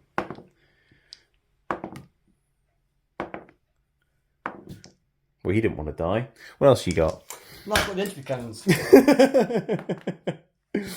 1 miss. 1 hit, a wound. win on a 2. Goes Brilliant. through. AP 5. Storm Shield, 4 up and bar. Oh, Good. right, you obliterate one and it's D6 plus 1 damage, isn't it? They've only got 2 5 wounds. wounds. Yeah. So, and then I've got the Slugger. Cool. Hits once. But no, I don't have that. And doesn't wound. So, next tank. It's going to do the mortar. Everything else is out of range for them. So next up, I'll put the mortar into that squad. And there's still 5 in that unit, so you will be getting your +4 again. So 8 shots again. They're consistent. They are. If nothing else, they're consistent. Hit on freeze. No extra AP on this one though. And you got 3 lethal hits though, and then 3 on the 2. So Goes through. So 4 again. 4 AP1 becomes AP nothing. So 4 3+ saves. Doesn't matter who will put them on. So 3 ups. You killed a guy because it's damage 2. Yeah. Okay. And then lastly, the last mortar again that can draw a line of sight. So yeah, D6 plus 3. Yeah, just +3 now, not +4. But it's still 8 shots. They're consistent. 8 shots every time. Yeah. National average, right? Yeah, hit on freeze. That's a bit better. A lethal hit. 1 goes through straight away. 2's to win on these. Okay, so that is 7 3+ saves. Damage 2. This could be painful. Yes. This is exactly what you ordered, Deathbed Andy. You've killed 2 more, which is exactly what you need to then claim the objective. So I could, yeah, I think no matter which 2 I've got, I'll only have 2 guys left, which will be a maximum of 4. What's his OC? 3. Yeah, so it'll be yours no matter what. So I'll take. So the 3 mortars did exactly what I needed them to do. Yeah, but my chaplain's alive, so I'm quite happy with that. Sure. Sure, whatever. Yeah. Right. So next up, I'm going to put this guy here because he's there, and you might as well try and kill. Did you not want him to cleanse that objective because the Rhino advanced? You see. Yes, but I can still shoot and then cleanse after. No, you do it in your shooting phase, but that unit cannot shoot or charge or anything else. But you get to declare when you do it in the shooting phase. So it's still doing an action. So you can now say, for example, because you've killed what you need to here, now the Rhino will cleanse the objective. Oh, you declare it in your shooting phase, right. But you can't shoot and then do it. No, he won't then. Cool. Yeah. So you'd rather have the points than shooting something. Sacrifice on turn 1. That's fine. I've got plenty of stuff ready to do stuff there. So you've got to bring it down. Yeah. And you're going to cleanse here with this Rhino. Drone's going to cleanse there. That's 4 points for cleansing. And then bring it down. I killed a model with a 10 plus wounds. So you get 1, 2. I think you get 3 points for killing a Rhino because you get 1 point for killing a vehicle, an extra 1 because it's 10 or more wounds, and an extra 1 because it's tactical missions. Yeah. So you get 3 and 4, 7 points. Nurgle wants it. Your Rhino's advanced. You got no charges there. Did your Hauler want to try and charge through into my guys, or are you quite happy just sitting there? Good in combat. No, and I've got a chaplain and a guy there with a hammer, which might be a bit painful. But that said, you do need. I don't think you can even fit through the gap, to be honest. I think your Rhino's in the way. Base is a bit big. Yeah, I'm not going to do anyway. That's your turn, is it? That is my turn. So yeah, that's that. So okay, cool. I've scored those points. So it's 7 points to 6 to the Death Guard. Both of us managed to score secondaries on turn 1, which is something we couldn't do at the tournament very effectively. Now we have more mobility, more points. Lovely. We'll be back for Deathwatch turn 2. Right, so it's Deathwatch turn 2. As we for people who don't, we did actually do the battle shot for the Rhino at the start of your turn off camera. We just forgot to show it because it was pretty much insignificant. I also did the battle shot for these guys because we remembered your mortars do battle shock and infantry. So that's that. In my turn for primaries, I just had the one objective for free because you actually control this one just about. I've got an OC of 3, you got an OC of 5 or something. I will check that for you. I mean, the Rhino's definitely got 2, and either way, it's not going to be mine. So just the 3 primary points, and then my secondaries for this turn are Overwhelming Force, kill things on objectives, and Investigate Signals do actions in the corners of the battlefield.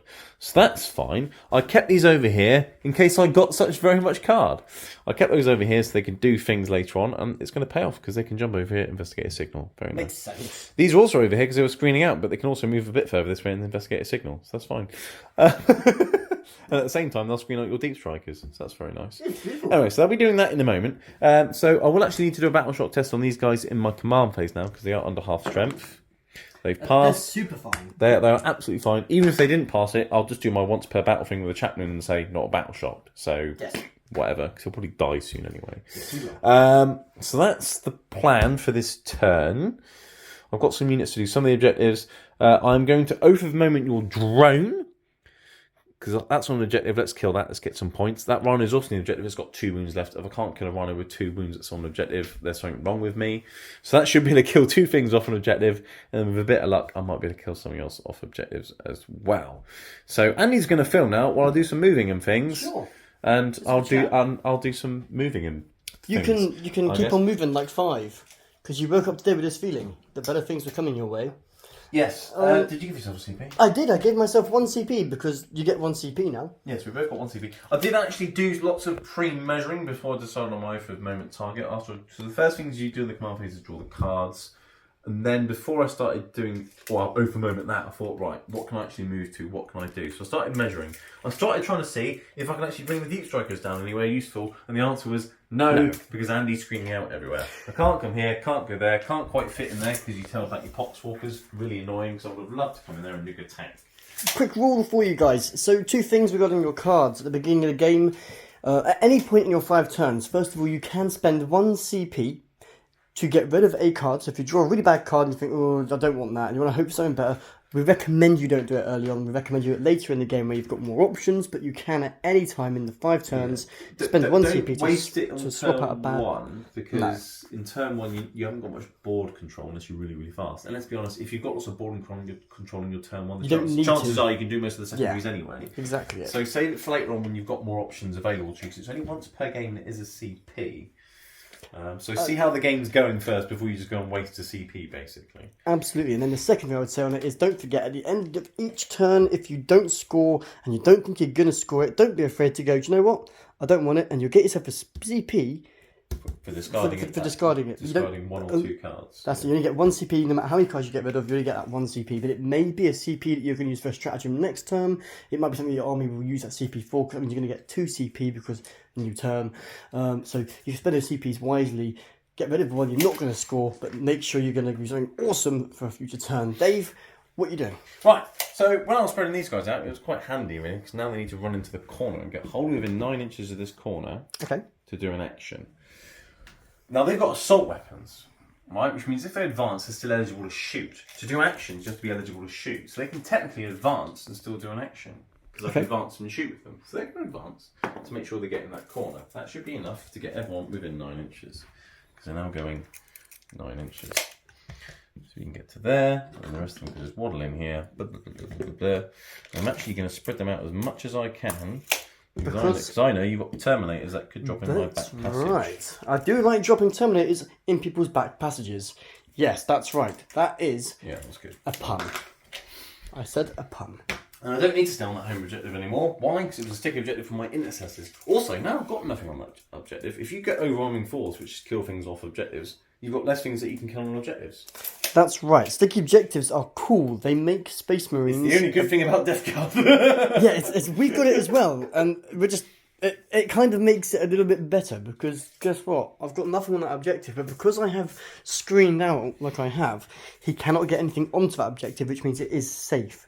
And all the while that your opponent can't get onto the objectives, sticky objectives are fantastic. Make use of them, but protect them. They can be taken.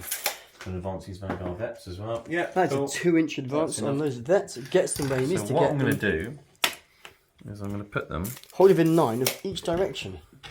And again, not only be perfectly fine to do the action, but also screen you out as much as possible. Yes. Because they're going to be exposed no matter what, where I put them over there, so I might as well screen you out while I'm at it. It makes sense. So these 2 units, actually no, I don't want to advance them, because then they won't be able to do the action. So that's a bit of an error. Never mind. Because you've got Sights of Power, haven't you? So you've got Overwhelming Force. And so I won't advance, and therefore I'm moving back a couple of inches. So investigate signals, you're going to do that with 2 units. Yeah, so they haven't advanced. I'll take that back because that was an error. So I've moved him back a couple of inches, but it's fine. Okay, and you've got overwhelming force. Kill things on objectives. I've already said what my objectives are to people. No, what I'm saying is now, you've moved them for your investigate signals, so now you're going to start moving. So that will essentially be 4 points for me for investigate signals. 2 for each corner. Done. Easy. If they get shot at, they've got me points. So now your movement consists of going for your second card, and that's going to be overwhelming force. It's about now scoring primary points and scoring secondaries, so how are you going to... Yeah, I mean, I'm giving this nice little Dreadnought here +1 hit from attack marine. That was in the command phase. And I've over-momented your drone, as I believe I mentioned. So the plan is kill the drone, that's on objective. Kill the rhino with 2 wounds left, that's on objective. That's 2 units on objective, dead. I like it. Easy peasy. I like it. Yeah? Meanwhile, over here, these chaps will run over here. I'm probably going to smack your hauler in a minute. Okay, I like it. Because why not? Sure. Yeah. So they're going to be doing that. These guys in the middle, what to do with them? I don't know. I might as well put them on the objectives. I am going to Overwatch you, sir.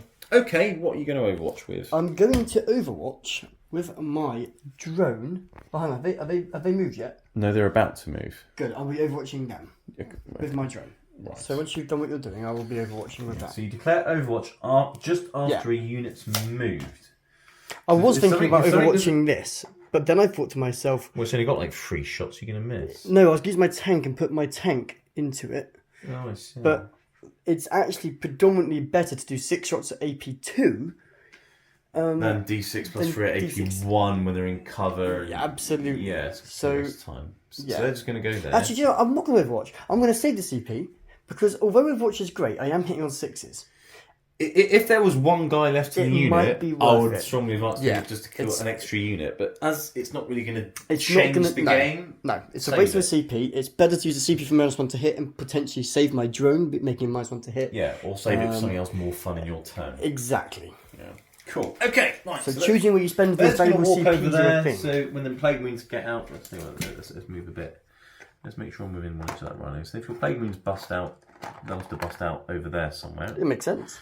Because if I just towed on the objective, you can disembark and get on the objective, right? Mm-hmm. And then it'll be your objective. So I'm stopping you from getting up the rhino and get onto that objective. Yeah. And I might even charge your Plague Marines depending where they go. I'll think about it. Yeah. Meanwhile, these intercessors, let's run them forwards a little bit. They've got assault weapons, so I can advance and shoot with them anyway. So they're going through 12 inches somewhere. Got a 6 on that advance for the benefit of the cameras. A couple of them can actually get onto that objective there, which is just perfect. I'll do that. And you take the objective back from me. And they got assault weapons, so they can advance and shoot with their bolters. Not so they're going to do much, but hey ho. Hey ho, and all that. And if they survive and things, then they'll make that objective sticky as well. And it's an extra unit over here in case I get a secondary that involves me being over there later on. Like behind enemy lines, because obviously your point zone is like here, right? Mm-hmm. So it's not much further. That's right. Anyway, so they're going to go over there. These dreadnoughts are just going to chunky forwards. Yep, beautiful. Because why not? Because you can, right? Because I will be a little bit aware of where you could potentially go. So he'll come over here. I'll advance my Tech Marine. Or will I advance the Tech Marine? You've got a Tech called Marie? He'll go that way. Aww. Because what I want to do is make sure that I screen you out of here. Yeah. You see? Yeah, it makes sense. So let's do that. The Tech Marine can just waddle over here. Staying close to the dreadnought so he gets lone operative, so you can't shoot him. He's within 3. Let's put him within 3 of both of them. Mm-hmm. And then screening out a bit of area here. I mean, you could maybe drop him over here. So there is a gap am I going here. To probably? But I've actually probably got a plan not. for that, Who knows? I've got deep strike and stuff. So you do. You have screened out Hellblaster bombs, which is annoying because you trailed back your Poxwalkers. If you didn't do that, I would be dropping all the Hellblasters there right now. Yes. Screening is undoubtedly one of the most important parts of your game. Do not ever forget to screen. Movement if you have wins games. Yes. If you didn't screen them out, I would have selected sustained hits for this command phase because lethal hits with Hellblasters with sustained hits with both at the moment. It's filthy. Just, it can just one shot. Goodbye, Mr. Knight. Well, yes, exactly. But instead, I'm not going to do anything special this turn because I haven't really got that many targets. I don't want to waste lethal hits or sustained hits on just killing something which I can probably kill anyway. Yep. So I'm not really going to bother. But what I will do is I will drop some Terminators down here. And I'm essentially just going to line up my Cyclone Missile Terminator to shoot some Poxwalkers and things because you can't see the back guy there. Yep.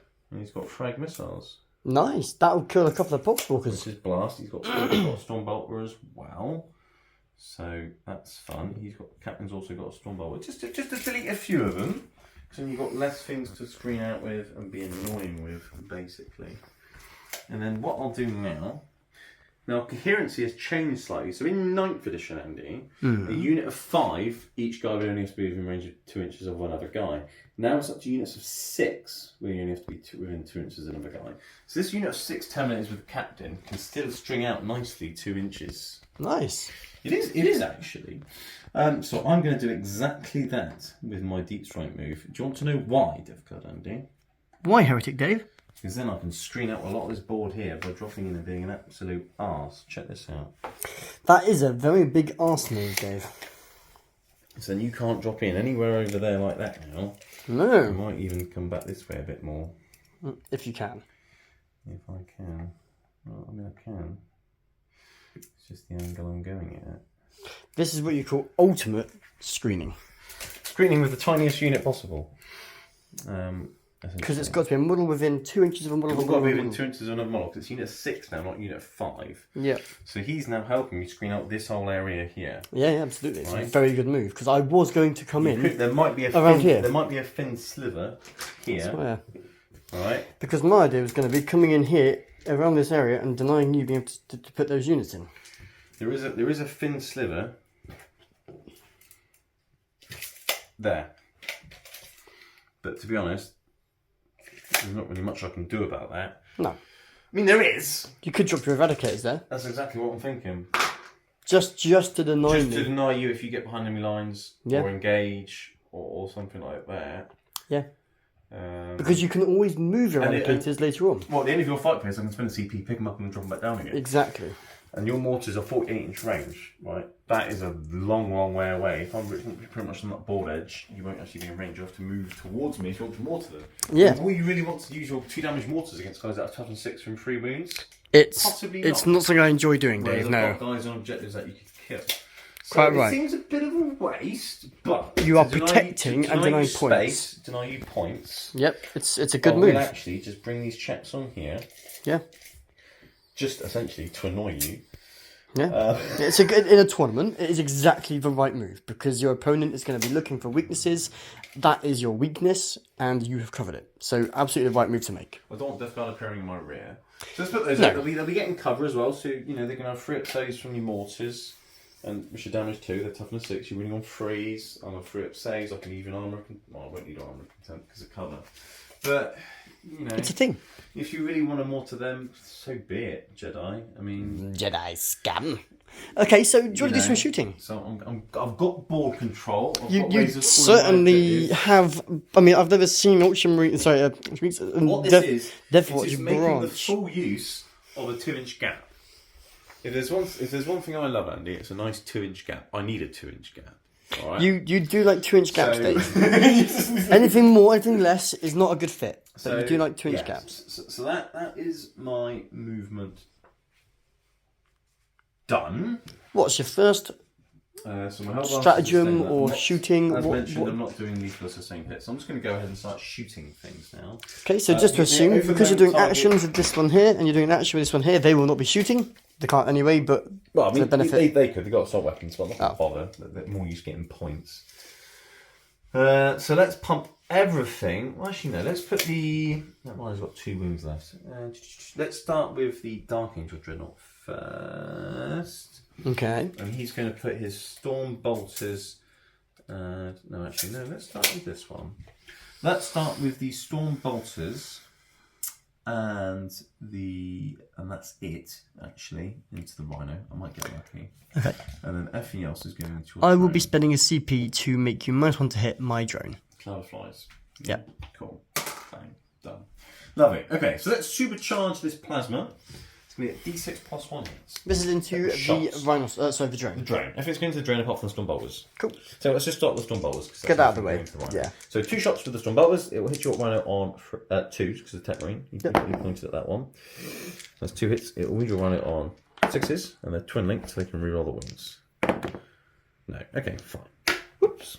Oh dear. D6 plus 1 supercharging on your drone for 1 shot. I do have a CP.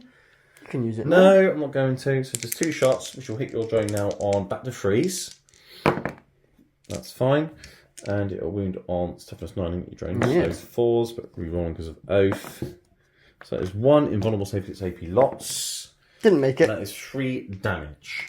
Cool. So I'm down to 7 wounds. I'll put those on in just a moment. And I've got a hazard check for the Dreadnought, which he passes. Okay. I just knocked it back. I mean, you don't need to put the dice out with dead in a minute, but sure. It won't be. Gatling gun is going in, so this will hit on freeze because +1, -1. And rerolling for the Oath of the Mehmet. Okay. And this is wounding on 6s with rerolls, and 6s are devastating wounds. Okay, mortal wounds. So I'm just fishing for 6s, basically. So that's 1. Okay, so I can't protect myself from that. Reroll for Oath. Two more. 2. So that's 3 more wounds off your drone. Okay, I can't do anything about that because of the thing. Is it devastating of the wounds? Just put the dice next. I'm gonna because I'm gonna be taking it off. So the dice is 4 there. wounds left. Rocket pod, D3 shots, 2 shots. Hit on 3s. Oath for moment. Oh, you.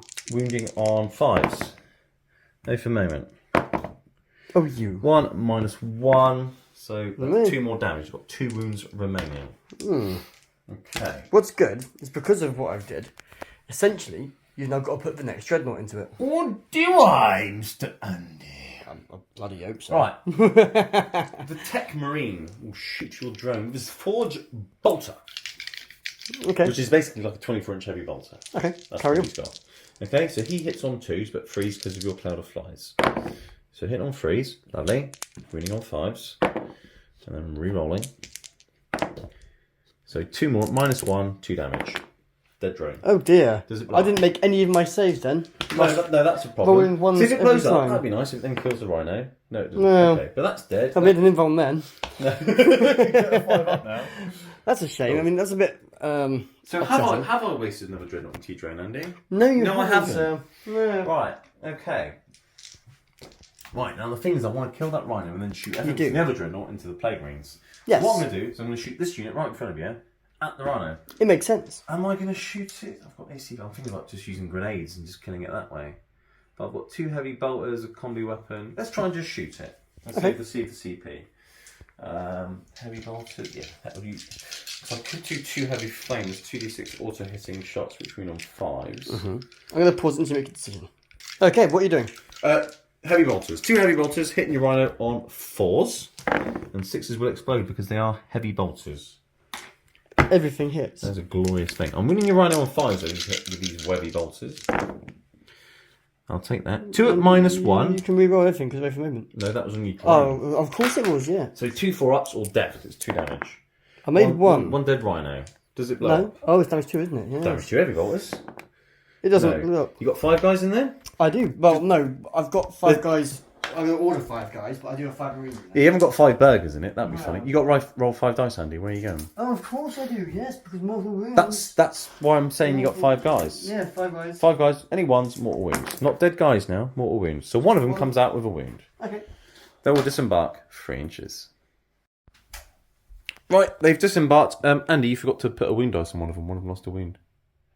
Yeah?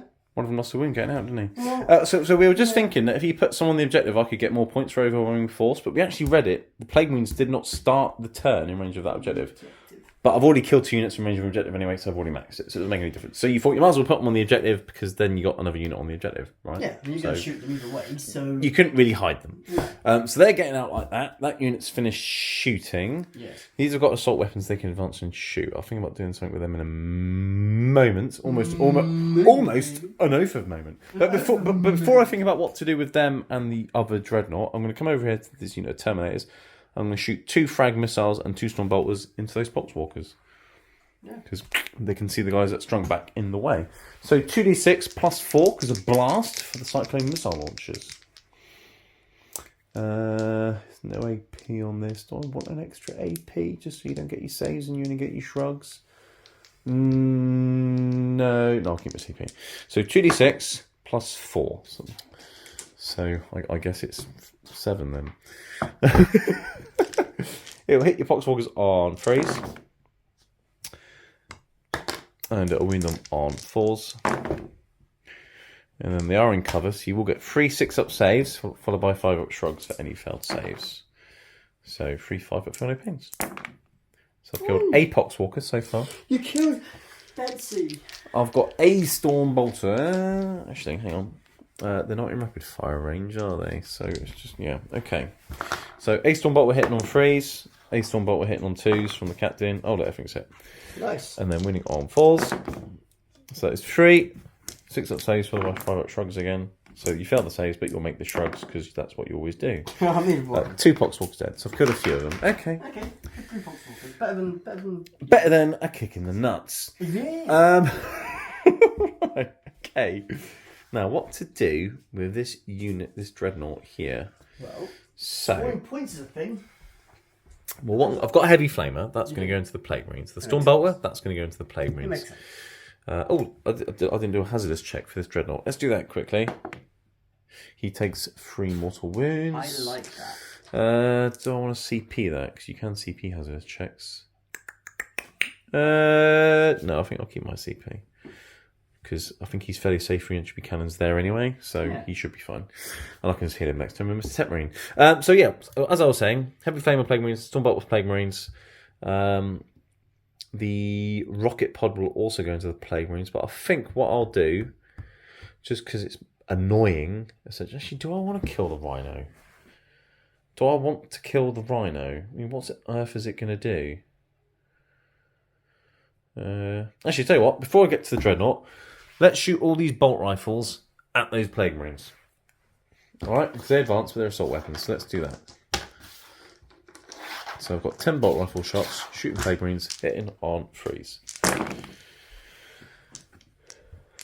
That's a good shooting text. And they'll win on 5s because you're T5. Very nice, that's a weirdly cocked dice. So that's 2 3 up saves on your Plague Marines. So they're in cover. Yeah, but it's no. Oh, it is AP1 actually, so it goes back to so 3 up saves, like I said. Oh. So the guy who's wounded dies. Perfect. That's exactly what I wanted. Just to clip rid of the guy If it bleeds, who's on a wound. That's right. My chaplain over here will shoot a bolt pistol at your Blight Hauler. He's hit. He's definitely hit. Oh, He hasn't wounded. no, it's fine. I just want him to maybe do something useful. Yeah. Heavy Flamer, Storm Bolters. Do I want to plasma the Rhino? What benefit would it give me killing that Rhino? If anything, it's actually in the way of you doing things. I'm actually just going to put everything into those Plague Marines. I'm not going to supercharge the plasma though, because it's damage 2, and you don't -1 damage anymore. No, so it's Death Guard. but let's start with the heaviest of Flamer. So it's going to be D6 auto hits for 5. That's very nice. Wouldn't want that for plasma. Yeah. Strength 5, toughness 5, so 4s. And this is AP1 and ignores cover because it's a Flamer. So 3 4 up saves. I made them all. You make them. Okay, it's heating up though, so that's fine. You Storm Bolters. These will win on 5s and they're twin linked. No. Rocket Pod will have 1 shot and hit and wound at AP1, but 3 up saves to cover. That would have been 2 damage. Okay, now it's for the plasma. D6 plus 1 for 5 shots. I've got 5 dice. Hit on 3s. And winning on 3s. So that is 4 at AP3, but cover AP2. So 4 5 ups, each one's damage 2. So you've got a guy left. A guy. A guy! Not 5 guys, just a guy. I didn't supercharge, so it wasn't hazardous. So you've got a guy left. Okay, I think those guys should be able to charge him and finish him off. So that's fine. So yeah, it's now time for the charges. I'm going to charge the chaplain and his mate. I mean, I'll declare both units because I have to fit in there anyway. So it's going to charge in. Oh look, they've made it. Get that bush out of the way. I like a nice bush, but get out of the way. The question is, do you like a clean bush or one that's? Oh, it's got to be well trimmed. Yeah. Those guys are going to charge into the Plague Marines. Okay. They make it as well. Lovely job. Movement that wins games as well, so that's a good thing. Alright, successful charges across the board. I mean, well, this section anyway. Let's start with the chaplain. He's going to smack your... Well, they're both going to smack your hauler, but the chaplain's going to start. He hits on 2s, and he's with Deathwatch veterans, so he will re-roll hit rolls of 1. So 2s are rolling 1s. Just well, because you did get 2 1s. That's why I put him with unit of Deathwatch veterans. So he gets to re-roll. Into a 1. I like that. I should both been 1. He is strength 6. You are toughness 9. He gets +1 a wound because he's 4s. leading a unit, so he will wound you on 4s. These will be AP1, 2 damage, so 2 4 saves. So 2 damage on your hauler. Okay. Okay. I'm not expecting to kill you. I'm just stopping him from moving, and I've move blocked you by charging you basically because your rhino is also kind of blocking your path because I've also tagged the rhino. Yeah. Hammer. 4s, rolling 1s. He's glorious. Strength 10, the hammer. Okay, so Plus 3. 1 of wounds. He's with the chaplain. Down to 2s. 2s. And 6s, it does 8 wounds. Mm. So that is flat 3 mortal wounds. And that's 2 at -2, 3 damage. I think I might have just killed you. Well, that's 6. Oh, you got a few wounds left. That was a bit painful though, wasn't it, Andy? It was. It wasn't very nice. Just think if the chapman did a little bit better and got 1 more wound for you, you'd be dead. Crazy. Next unit of fighting. Let's smack them. Let's do it with the sergeant with his Xenophase blade. He'll hit you on 3s and reroll 1s. Just as well. Oh. And he'll wound you on 4, so he's from 5. And 6 is a devastating wound. So just 1 at -2. So he takes a wound. Cool. Got And one then left. I've got 2 guys with power swords. I think my marine might be dead, sir. Maybe. Well, at this rate, you never know. Winning on 4s. 2 more 5-up saves. AP2. Nope. He's dead. He's a gunner, sir. And the other guys smack him on the head while he's on the floor with the heavy bolters. I will fight back quickly with my gnashing maw. Gnashing. Nom, nom, nom, nom, What's that for 4, I guess? I don't know. I'll let you check. 4 attacks with a gnashing 4. It's a gnashing 4 because you get 4 attacks. 1 more. Hitting on 3s. Very nice. Oh. Well, does he bracket this one or not? No. So you're fine. Yeah, okay. And then strength 6. I go down to toughness 3 because contagion. This one's annoying. 2s. Yeah. It's quite annoying. Oh. Well, there you That's go. a shame. Your rhino has 3 attacks hit on 4s or something. Something like that. Nice one to hit. So you hit once then. Oh no, he's not minus. He's not minus 1 to hit your rhino. No, He's not this is bracketed. okay. So they both hit. So roll a wound for both of them. Well, the 6 get lethal hit, wouldn't it? What, the rhino in combat? No, Andy. Oh, of course. You got a wound though. No AP. I'm fine. Okay. Okay. Well, So that is the end of my turn. I've got 5 for overwhelming force. I killed things on objectives.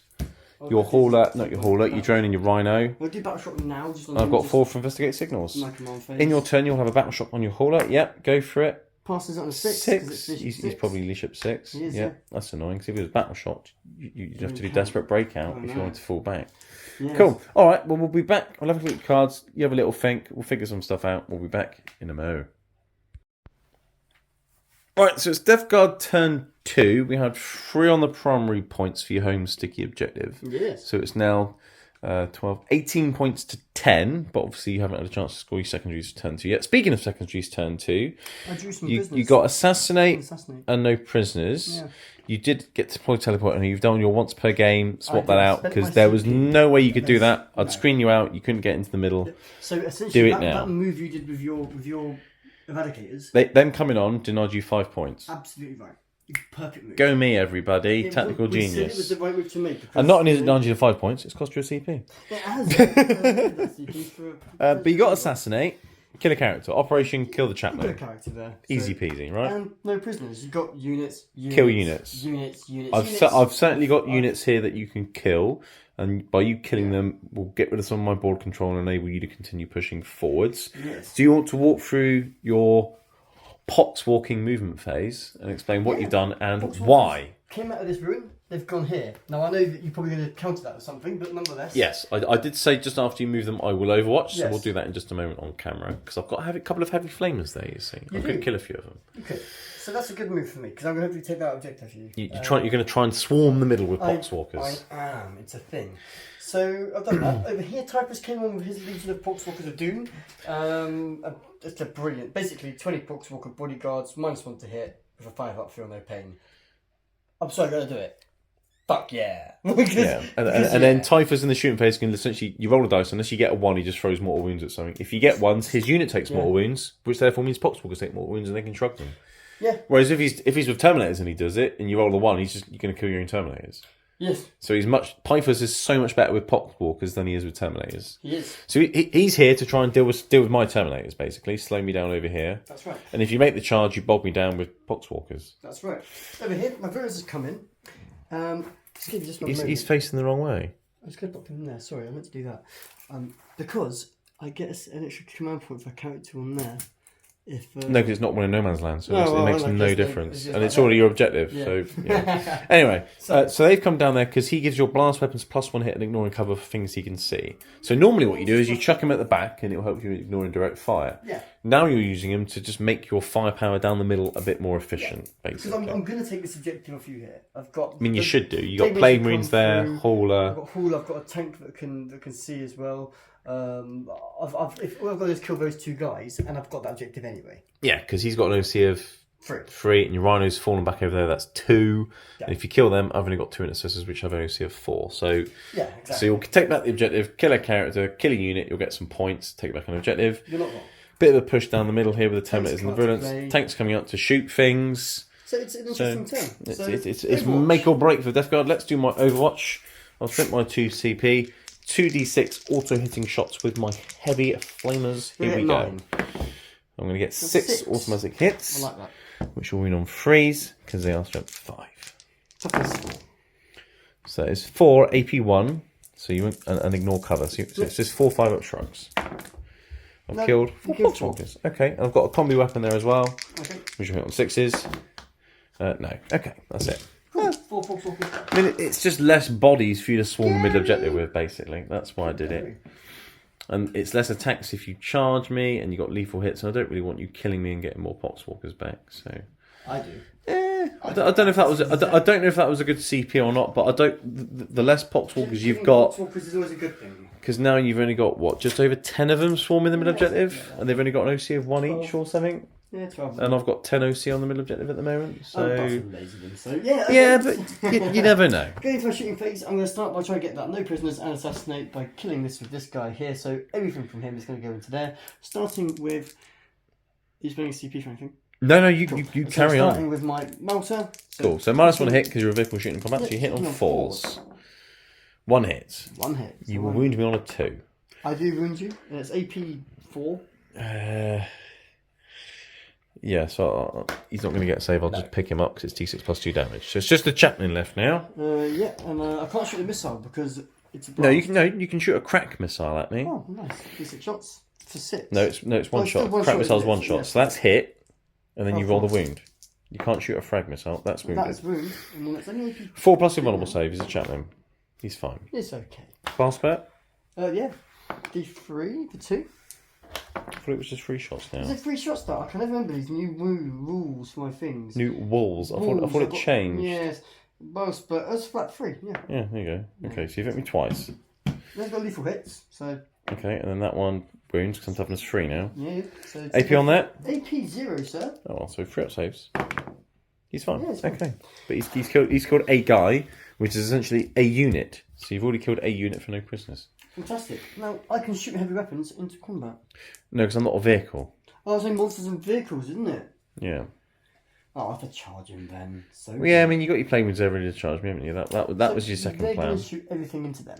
Because, Into the because intercessors. might as well. So I've got 2 plasmas in there, and they are not within 12. I don't think they're rapid fire range. No. No, so just You're going to 2 shots. supercharge them to make them damage too? I might as well. You might as well. So they 2 both hit. hits. Very nice. No, that's not a lethal hit of a plasma, Andy. I wanted it to be. The 2 go for 2. 6s because they want to kill him. AP3. I'll take out the guys behind here. So cover. So AP2. So 5 ups. 2 dead. Right. 2 hazardous checks. Roll some ones. Oh, one guy with a one plasma guy dies. That's that one. I don't mind too much. And you got the blight launcher. I have got a light launcher. 2 hits. No. No, 2 misses. Um, Right. And that's it for them. That's okay. Rhino fell back. What's important is you've only got 1 guy on the objective. Yeah, I mean, you were going to take it back anyway, so Oh, yeah. I didn't Yeah. really mind, to be honest. Okay, so what's important to me now is the squad of Terminators there. They're going to shoot into this squad here. They're going to shoot their nearest target, which means they're re-rolling wound rolls of 1, right? But because they got the Lord of Virulence, they're re-rolling all wound rolls anyway, They are. which is very nice. Okay, so Yeah. the entire unit's shooting them. Okay, I'm in cover anyway. Yeah, go for it. So these are combi bolters, which are in rapid fire range, hitting on freeze. 6s will auto wound because plague bolters have lethal hits. Yeah. I'm toughness 3 at the moment, so freeze. Oh, that's not very good wounding though, is it? You can re-roll the wounds. Oh, come on. Lord of Virulence, there was 4 or 5. There you go. So, 7. 7. No AP. 7, 3 plus saves. You should kill a guy here. Uh, Kill a guy and a half. guy and a half. Okay, it's nice and average. And I've got a blight launcher as well. Should have done that first, probably. 6 auto wounds. And that wins as well. That's AP1, but crater, so freeze. Yeah, so guy and a half. Guy and a half. Okay. Flamers aren't going to help me now because I've already overwatched. Because you can only do Overwatch once per turn. You can't do it in the movement phase and the shooting phase. It's worth remembering, everybody. So I'll keep my swords instead. Your Lord of Ernst has got a gun, Andy. Oh, of course he has. He's got D6 attacks. For 4. And that's twin links, so you can reroll the wound. Yeah. There was one too. Oh, of course, yeah. It also hits, Andy. They were your wound rolls. Yes, you don't use them very often, do you? No, I don't. I'm still learning. AP 1 or something? No, AP I don't think. I roll some dice. One's definitely failed. I don't think it's got any AP. It must have some AP on I it. think so. I'm pretty sure it has. Pretty sure Oh, it's AP 1. AP and it ignores cover. Yeah. Okay, so that's 2 failed saves. It's damage 1. So he's killed him and put a guy on a wound. Pick a shield guy. Nice. Okay. Next up, I'm going to do Typhus because I like Typhus. Yeah, so in the shooting phase, he picks a unit. You're picking the Terminators that he sees, and you roll a dice. It's under his abilities. It's not an attack; it's an ability, which means you're able to target things that have lone operative with it because it's not an attack. Yeah. So you roll a dice. If you get one, you wound your poxwalkers. I've got those CPs. D3. Well, it's not a hit roll anyway, so you can't even CP it. 2. But I get shrugs. You get shrugs. Oh, Okay. no, So nothing happens. happens. Okay. Wow. Okay. I mean, it wasn't the worst that could have happened. No. But it could have gone a bit better. So that was that. Okay, well, next up, I'm going to put the... yeah. I called it, didn't I? So, yeah, it's Right. important to do some more damage to the guys there. So I'm going to put the Slugger and try and take that last guy off there, because then that's going to take the AC value down to 4. And even though I swarm on there, Overwatch won't do anything. Well, I can't Overwatch. I've already done the movement phase. Yeah. So it's going to secure me that on my successful charge, basically. So I'm going to throw the Slugger. The Slugger into them. Edge cannons, we're going into him, and the mortar. Because I can see him, I get line sight. I can't draw line sight of virulence, so I get +1 to hit. No, I'm not going to them. I'm going to put the mortar into them. Into the intercessors. Actually, I mean, to be fair, it's not a bad option. It kills another unit. You get points for killing units, just like to remind you. yeah, so I'm wondering if I just go for the Dreadnought. I just kill them outright, because I'm going to... Actually, I'm going to put it into the Dreadnought. Which Dreadnought? Into the one I'm shooting at. Everything else is the Dreadnought. Yep. Everything into that one? Yep. Try and take him down a bit. Spend it. There, if you move. No, I'm not going to. Things I'm not getting cover because Lord of Ernst can see me. Yes. Entry cannons.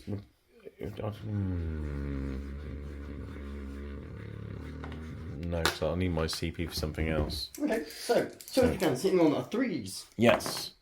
2 hits. They both hit. Not lethal hits though. No. On toughness 10. On strength 10, so 4s. Okay. So 1 goes 1. through. AP a 4, sir. And you ignore cover, so 6 upset. Oh no, it's not a blast weapon, so it won't ignore cover. But you can see all of me without going through cover, so that's fine. So it is a 6 up save. Not that. D6 +1, but I'm -1, so 1. Then you haven't got any CP left. That's not very good. That's unfortunate, Andy. It is. At least I did something. You definitely did that. For 5 shots. You hit on 2s now because Lord of Virulence. Yeah. And you get 2 lethal hits. That's nice. And then you'll get a 5, which will be a wound. So you got 3 in total. Yeah, AP1, and that does ignore cover. Yeah. So it is actually 3 up saves. But it's damage 2, which I reduced by 1, so I'll take 2 more wounds. 2 more wounds. Okay, that's a shame. I'd like to have done a bit more. Would have been nice if the entry cannons did something, wouldn't it? But hey ho, you can't have it all. No. Apparently, if you're death guard, you can't have anything.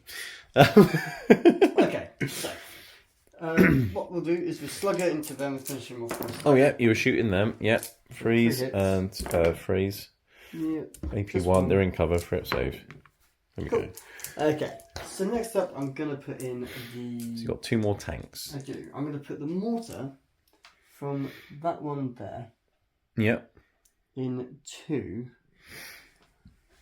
the Eradicators. Are you sure they're in range? Because they're a very long way away. Let's check. Oh, a very long way away. Right, and he's done some careful measuring, and only one of your mortars was in range of the Eradicators. So you've decided not to go for them. I'm going to put the first mortar from here into them. Just try and kill a unit because you've got no prisoners. So D6 plus 3. 8 shots. You will hit on 4s though, because they are indirect, and the virulence can't see them. A couple of lethal hits, that's a good start. 4 wounds. 4 go through. AP1, but cover. So 4 free up saves, but it's 2 damage. You've killed 2 of them. Nice. Okay. I've got an Ultramarine pointing at a Rhino. It's annoying, but I'm gonna... Did you want to shoot the other guns from that into the guys in the middle there? No.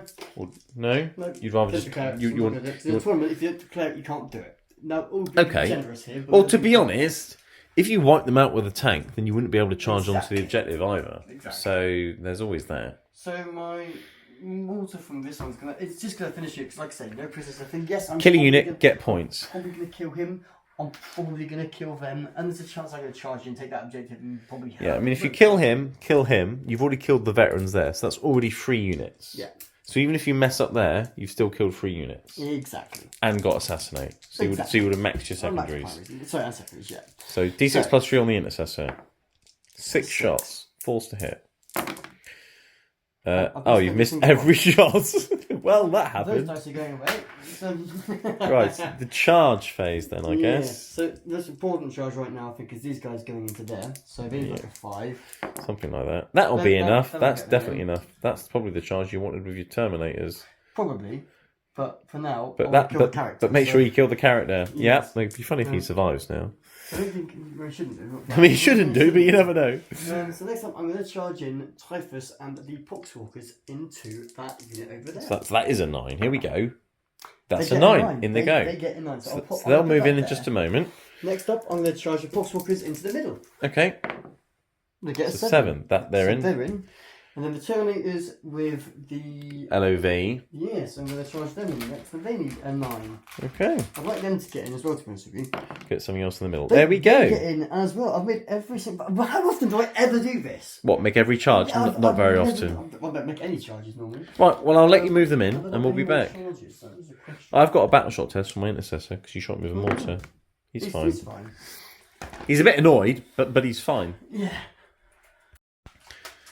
Right, Andy's moved his charges in. He's counted some dice for his Poxwalkers. Essentially, what he's done here, we'll talk through this very quickly, is he's left a gap for Mr. Typhus, you see, because he was behind the Poxwalkers. So the Poxwalkers have charged round the side. So when he piles in his 3 inches, he'll be able to hit me with Typhus. Because if you just went swarming straight in with the Poxwalkers, you might not have been able to hit me with Typhus. And let's be honest, everybody, we all know it. Poxwalkers ain't killing anything. No. You can't do mortal wounds with them anymore, so you want to make sure you get Typhus in. That's it. You wanted to start with these Poxwalkers in the middle, not the Terminators, because I'm pretty sure the Terminators could kill me. But you want to see if you can kill a Marine or 2 with the Poxwalkers to get Poxwalkers back. Yeah. Because I've killed a few of them. Yeah. So you're going to start with them. Hit on 5s. 24 attacks, 5s, And 6s auto wound because you've got lethal hits. That's a cock dice. And you're a cock. I've got 1 6 or 2 6s. That's not And how many good. 5s have you got? 1. Oh, so see if you, It was really. we'll see if that other Poxwalker wounds me on a 4. That was terrible. That really wasn't very. So you've got 2 wounds with the Poxwalkers. That was the worst. I mean, one's rolling wounded. ever If I roll a done. 1 or 2, you will get a Poxwalker. Yeah. You don't get a Poxwalker. Okay, so I'm going to start with these guys over here next because you can't interrupt. So No, I haven't got a CP. right, so I've got to double check this because weapons have changed this year now for Plague Marines. Yeah, Plague Marines don't have. Terminators still get flails. Plague Marines don't, which is a bit poo. You So- get heavy plague weapons. so I've got 3 of them. So that is 3 9 attacks. So you got 9 4s. attacks. And they have lethal hits. This is a Champion's Power Fist, your big axe, and your flail. 3 attacks each. Hitting on 4s. 6 is auto wound. This is the heavy weapons. Hitting on 4s. Well, that's pretty good. And 6 is auto wound. Yeah. And these pretty are good. strength 8 or something? 8, I mean, on yes. toughness 3 because of contagion, so definitely 2s. 2s. A couple of 1s, but that's fine for me. 5 at AP. AP 2. Okay, well, 4 plus invulnerable saves. These are 2 damage, right? Yeah. That is 1 dead chaplain. Cool. So that's no prisoners and another unit for. So you've got assassinate. Assassination and a unit for no prisoners. So for no prisoners, you've killed him. You've killed his bodyguard units. And that's it so far, but I'm pretty sure you've killed another unit as well. Yes. Hopefully yes. So okay. Terminators over there. I'll do the the virulence first. He's got 5 attacks. With his plague fist or... Plague. He's got a heavy plague fist. A heavy... Hitting on 3s. Oh, he's missed 3 out of the 5. Well That's done. alright. I'll kill the other 2 guys. So You win on strength 8, 2s. 2s. AP? 2. So They're dead. that's him dead and another one dead. And I've got 1 guy left. Okay, then I've got 5 Terminators coming through with flail. So I'll do the flail first because damage 2. Hold on. Hold And on. just That's the flail. So he's hitting on 3s. The 6 is also win, right? Lethal Yep. hits. And then 5. So 3s. can we roll? No, I can't. Don't get play rerolls anymore, Andy. No. 3.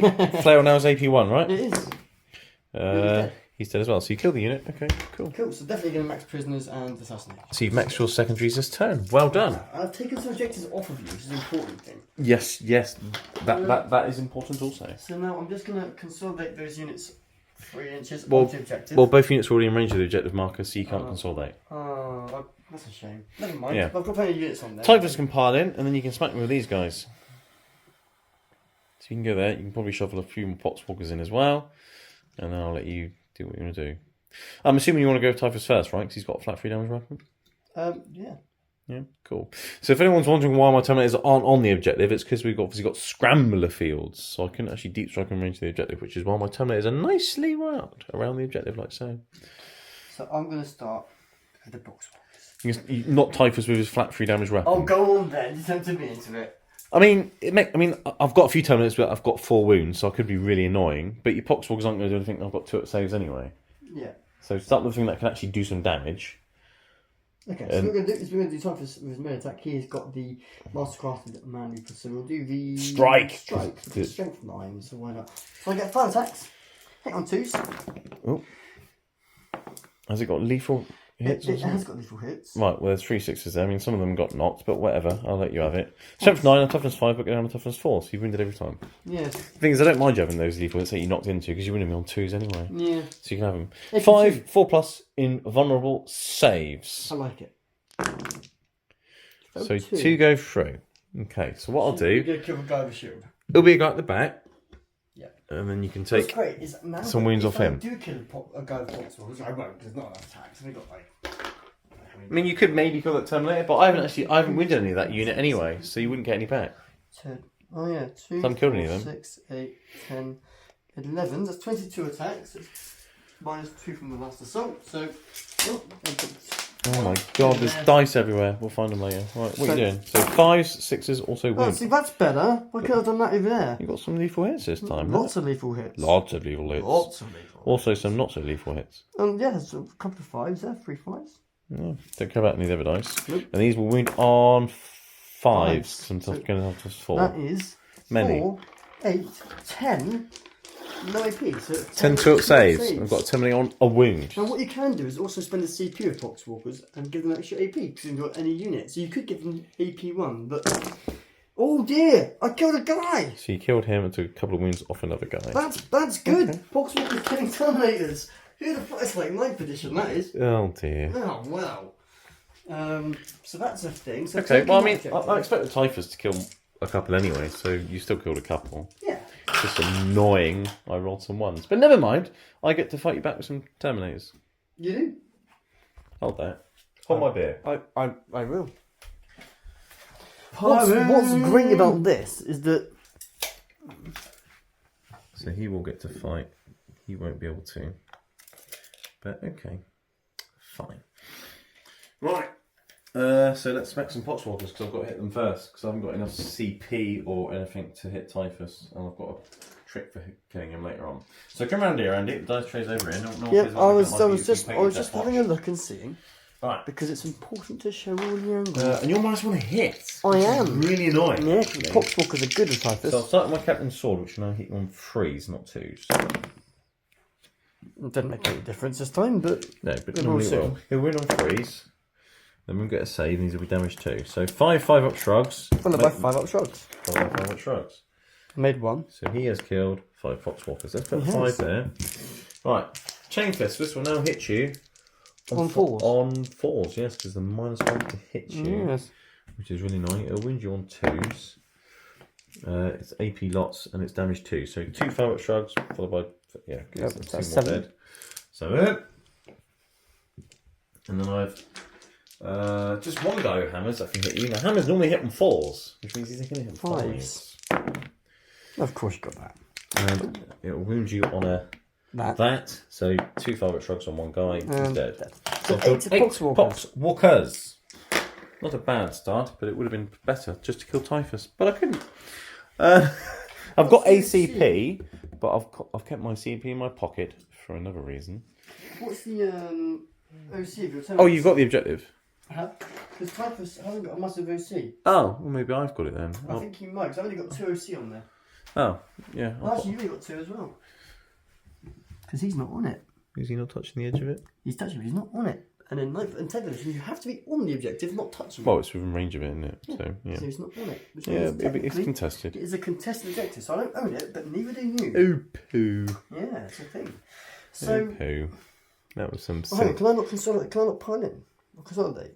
We did your piling. You can only consolidate To an enemy. after you've attacked. So you're a bit late to deconsolidate. And the only things that could have consolidated is Typhus. Because these are all base to base anyway. So it wouldn't make much difference. Yeah.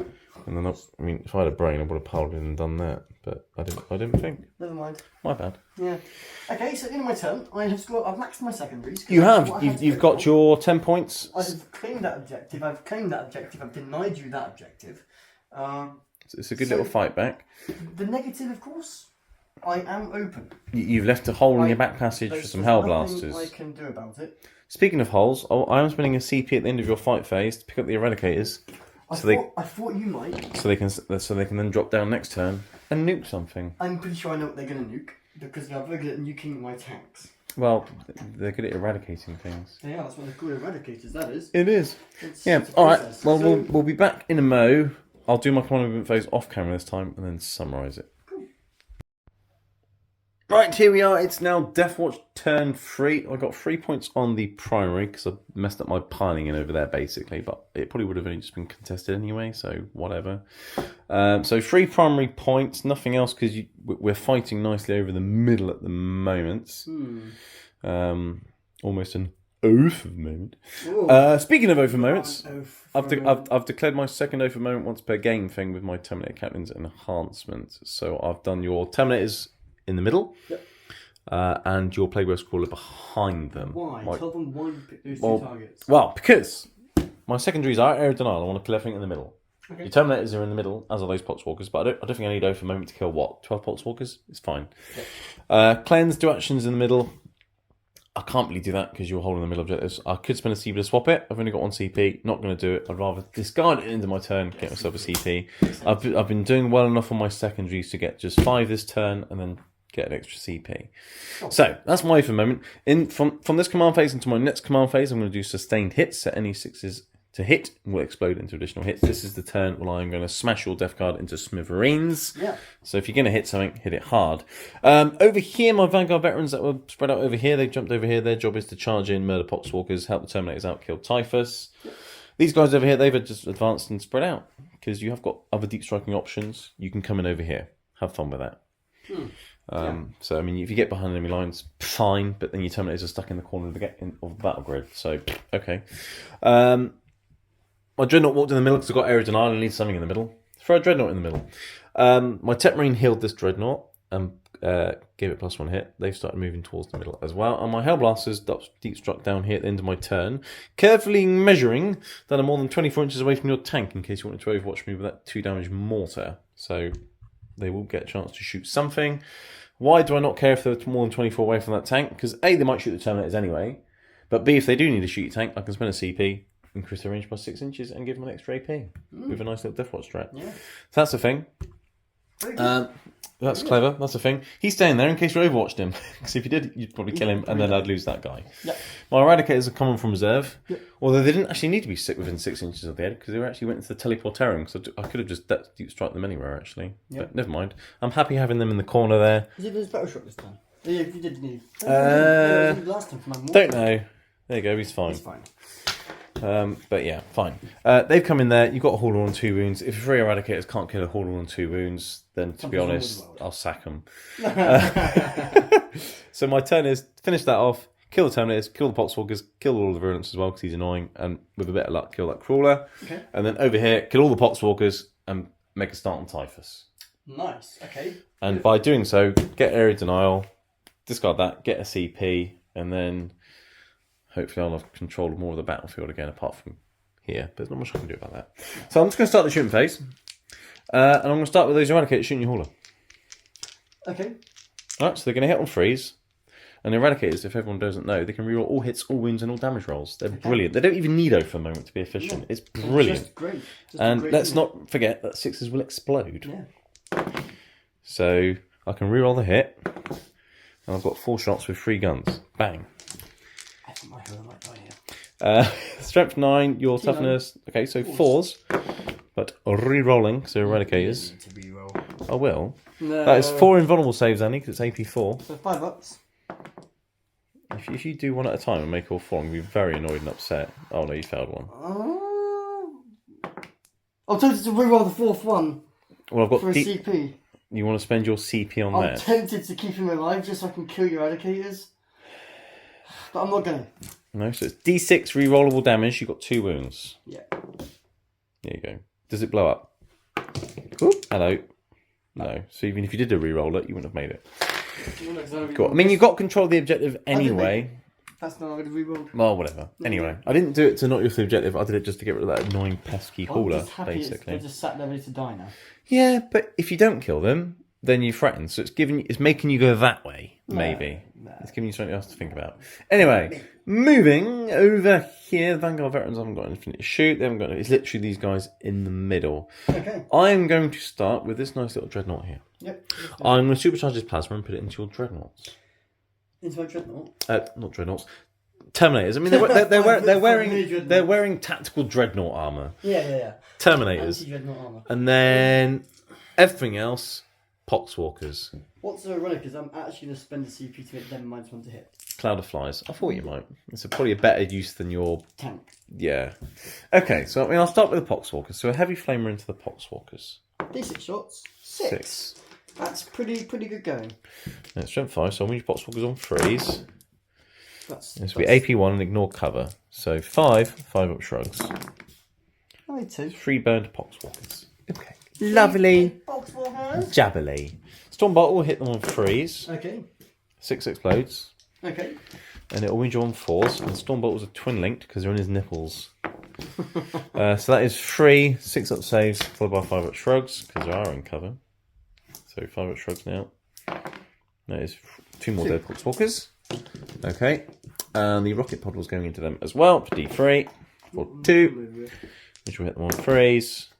And it will wound them on that. One of them's going to take 2 damage. So 2 5 up shrugs on one guy. Another one's dead. Okay, so that's his shots into the poxwalkers. Nicely soften them up for something else to finish them off.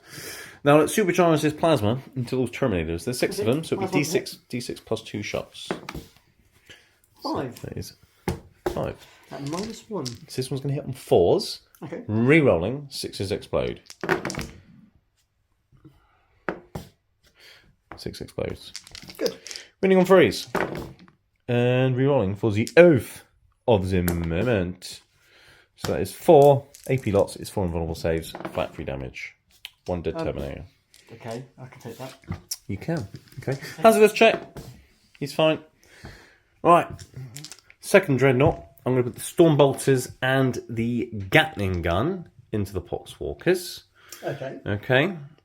And everything else into the Terminators. Makes sense. I will start with the Stormbolter into the poxwalkers. Okay. It will hit them on 2s because the Tetmary told him to. That's a 6. It explodes. It will wound them on. Are you okay, mate? It will wound you on 4s, and its twin links are in his nipples. So that is 3 6 up saves followed by 5 up shrugs. I made 1 followed by 5 up shrugs. So 2 more dead. 2 more. And then I've got the Gatling Cannon of Doom, which will hit them on 2s. 6s will explode. I've got 3 6s. That is a glorious thing. And then this will wound you on 4s, and 6s will just do straight mortal wounds. Okay. But you get shrugs anyway, so it's not a massive difference. Hang on, because you do them afterwards, technically. Yeah. So you get 4 6 up saves. No. And then 4 plus 2 shrugs. So 4. No. You could just done all. I got 5. No, just 2. Yeah, no. 4 plus 2 is 6 shrugs. They're 6 dead. How many are there? I there's only 5 there anyway. That's Right, what they're I'm dead. so I knew they'd die anyway. The second I rolled any dice that was below a 5, they would be dead. So I didn't mind rolling extra dice because it didn't matter. Right, fine. Cool. So Yes. just need to get rid of these Terminators now. So let's start with the plasma. I'm supercharging it. There's still 5 in that unit, so I'm getting D6 plus 2 shots. Yeah. So 6 shots. Nice. Very nice. 5 to hit again. So he's hitting on freeze now. Okay. Okay, but re-rolling, and 6s will explode. Do you want to re-roll? How's your Cloud of Flies doing, yeah? Brilliant. I'm winning you on freeze. I'm re-rolling. I never told you that the moment's absolutely broken. It is against 1 unit. I mean, you can do it against 2 like I can. It's hilarious. That is 7 4+ invulnerable saves. I failed. So it's 2 dead Terminators. Okay. And I've got hazardous check. I'm fine. And then the rocket pod was going into them as well for D3 shots, which is 1. Which you hit on a not that, but I've got 0 for a moment. And then it explodes. Brilliant. And then it'll wound on a 3. 2 at AP1. But yeah, so that's 1 that takes 2 damage. So how's it going, Clement Terminators? It's going quite well. I mean, I've got 20 Hellblaster shots lined up, Andy. I'm perfectly fine. I wanted you to have to kill them and leave my tank alone. I might split fire because that always works. I've got a Dreadnought which can charge your Terminators, Andy. Okay. Yeah. I know what I'm doing. Yeah. Forge Bolter from the Tech Ring will also shoot those Terminators. Okay. It's going to hurt them freeze now because Cloud of Fly is nonsense. But rerolling because over the moment. Oh, didn't Yeah, that doesn't work. Yeah, it'll wound you on not that. No. Reroll that -1 2 damage. That's killed that one. Brilliant. Well done, Tech Marine. Yeah. Okay. Right. Now the question is, do I split fire? Let me think about this for just a moment. Almost an oath of a moment. Right. Did I do a hazards check for him? Can't remember. It's one of the dice. He's fine. Right. Hellblasters. I spent a CP to increase their range by 6 and increase their AP. So cover ain't going to help you. You're still going to be on your involves. Yep. I'm going to supercharge every single shot. I'm going to put 5 into your tank. Okay. I'm going to put 5 on the pistol from the lieutenant into your Terminators. Okay, there's still -1 to hit. Carry on. That's nice. 5 into your Terminators and the Lord of Violence. Now hitting on 4s. Oh, for a moment. 6s will explode and auto wound because of the lieutenant. It's absolutely lethal and sustained killing. Sustained lethal killing. Okay. So I'm hitting on 4s. They're gonna be lethal. Ooh. That knocked into loads of other dice. They're lethal as well, and I've got 4 sustained hits. So 4 go back in like that. Okay. They're gonna wound your Terminators on freeze. Wait for a moment. So I've got 4, 7, 11 4+ invulnerable saves on your Terminators. 2 damage apiece. 1 dead Terminator, 6 wounds on Lord of Virulence, both dead. Bang, done. Right, moving on. The other 10 shots into your tank. These will hit on freeze. 6s explode and be lethal. Let's move dice out of the way this time. Oh, Heretic Dave, come on. Oh, for a moment. 2 lethals. Let's put them over here. And sustained. Boom. These are going to win on 5s though, because your toughness lots. Yeah. But he's my second for moment target. You're way above average there. Way above average. It's called for moment plus lots of combos and buffs and things, Andy. Equals dead tank. 6, 8, 10, 11 again. 11. AP 4. So 11 invulnerable saves. 5 ups. 2 damage apiece. 2, 4, 6, 8, 10, 12. 14. It's dead. Way above average for that. Even with Oath, you rolled way above average. You know, real ranked players. The re-rolls and the 6s. Should never have happened. It may be above average, you think, but it happens consistently every game. So to me, it's average. It shouldn't have. Anyway. Did you roll to see if it blew up? Because your other tank was within 6 inches. No, okay. I think it's funny because at the start of my turn, you're like, "Oh, I'm interested to see how you'll do this, Dave, clearing out the middle and killing that tank." You did it. You did it. That's how. That is how. The problem is, I do have 10 hazardous checks though. Absolutely broken, and it needs to be removed from the game. The funny thing is that I've got hazardous checks now, right? Do you not? And if any of them die, they then would have shot and finished it off. Yeah. Do any of them die? No, well, one. One. Does he shoot on death? Yes. I've got anything to shoot at with one of them. No. Hang on. Let's do some measuring. Yeah, so what I'm going to do is I'm going to kill this guy. He's got a straight shot between the runes at some plague marines. So let's shoot 2 shots. There's a plague marine. He'll hit them on freeze. I'm supercharging, obviously, because he's dead anyway. That's a lethal hit and sustained. And this will wound him plague marine on a 3. That is 2. AP, AP 4 down or AP 3. So yeah, 2 dead. Two guys dead. Yeah. It's nice, isn't it? No, I told you, you're try hard. Because they get the extra AP and range until the end of the phase, it's still the same twice. So one dead Hellblaster just killed 2 plague marines. Yeah. It's nice, isn't it? You want to know something? I didn't even shoot my lieutenant's pistol at your Terminators. Really didn't even need to. How broken that army is. It's absolutely... Ultramarines, Space Marines have such broken armies. Yeah. But no one else has got deep striking Hellblasters. Yeah, you needs it. bunch of cowards that all came together to make Well, one that worked army. quite nicely. That worked quite nicely. That was a very good round, and it's probably swung you the game. Yeah. Because that was absolute carnage. Not finished yet. Bolt rifle, plague marine. Ugh. It's a heavy weapon, so he's hitting on 2s. 6s explode. Yep. Win on 5s. 1 at AP1. 4 up save on a plague marine. Damn, he's fine. Yeah. Right, I'm liking the look of the board now, Andy. That's what happens when you have an army like yours, Dave. I didn't even need to charge my dreadnought in. No, but you know what? I'm going to charge my Vanguard vets into your Poxwalkers and Typhus, though. Do it. There's nothing to stop you. Just go ahead and do it. They're in. And you know what's funny? They get lethal hits on the charge. It's nice, isn't it? Cool. Vanguard vets have gone in. He's just going to charge your Rhino. Just to be a nuisance and tie you up so you can't shoot something. Right. Vanguard veterans. A good play. A good tool play. Yeah, because he's got a combi bolt Havoc launcher. He could kill that marine by himself. It stops me from going over there and advancing. Well, I can only fall back. You can only fall back. So Yeah. it denied me an It slows you down. Movement wins Gets games. in the way. It beats annoying. I mean, if I wanted to, I could charge over here like that. Let's do that. I'll block you off instead. Right, Vanguard veterans charge the Poxwalkers and Typhus. You are -1 to hit, so they can hit you on 4s, Yep. but they get lethal hits on the charge. So 6s will auto wound you. They've got many attacks. This is what Vanguard vets are made for, charging chaff. And Andy likes a good chaff unit. I do like chaff. Strength 5, so they're going to wound you on 3s. With the ones that haven't already wounded. That wasn't great. But No. okay, fine. So that is 9 at -1, so just 9 5-up shrugs. I thought they'd do a bit more than that, but okay. You've made a few shrugs. Maybe 5. I've only killed, what was that? 5, 6? 4. That wasn't a 6, that was a 4. I've killed 4 Poxwalkers. Okay, so maybe Vanguard veterans aren't any good people. Maybe just take Assault Marines instead. But the thing is, I can't take Assault Marines because I'm Deathwatch. I can only take Vanguard veterans. But okay, but to be honest, it's chucked me more bodies on the objective, and they've all got storm shields. They'll be tough to kill, so I'm okay with that. Right, you can now attack me with your. Hang on, I got 4 lethal hits, didn't I? I've got sustained hits at the moment, so they would have exploded as well. Oh, well done. 3 more 5-up shrugs, sir. I'm glad I'm remembering my rules and stuff. Oh, gosh. 3 more 5-up shrugs. Did I kill some more? You Okay, I did actually kill 3 more. There you go. Always remember your rules, people. It's important. Always remember those rules. Always remember those rules. That's quite good, actually. I mean, Typhus will kill some things now. Actually, it's only a psychic thing that brings back Poxwalkers, isn't it? He doesn't kill them. Which is important. Your Poxwalkers have to kill things to get more.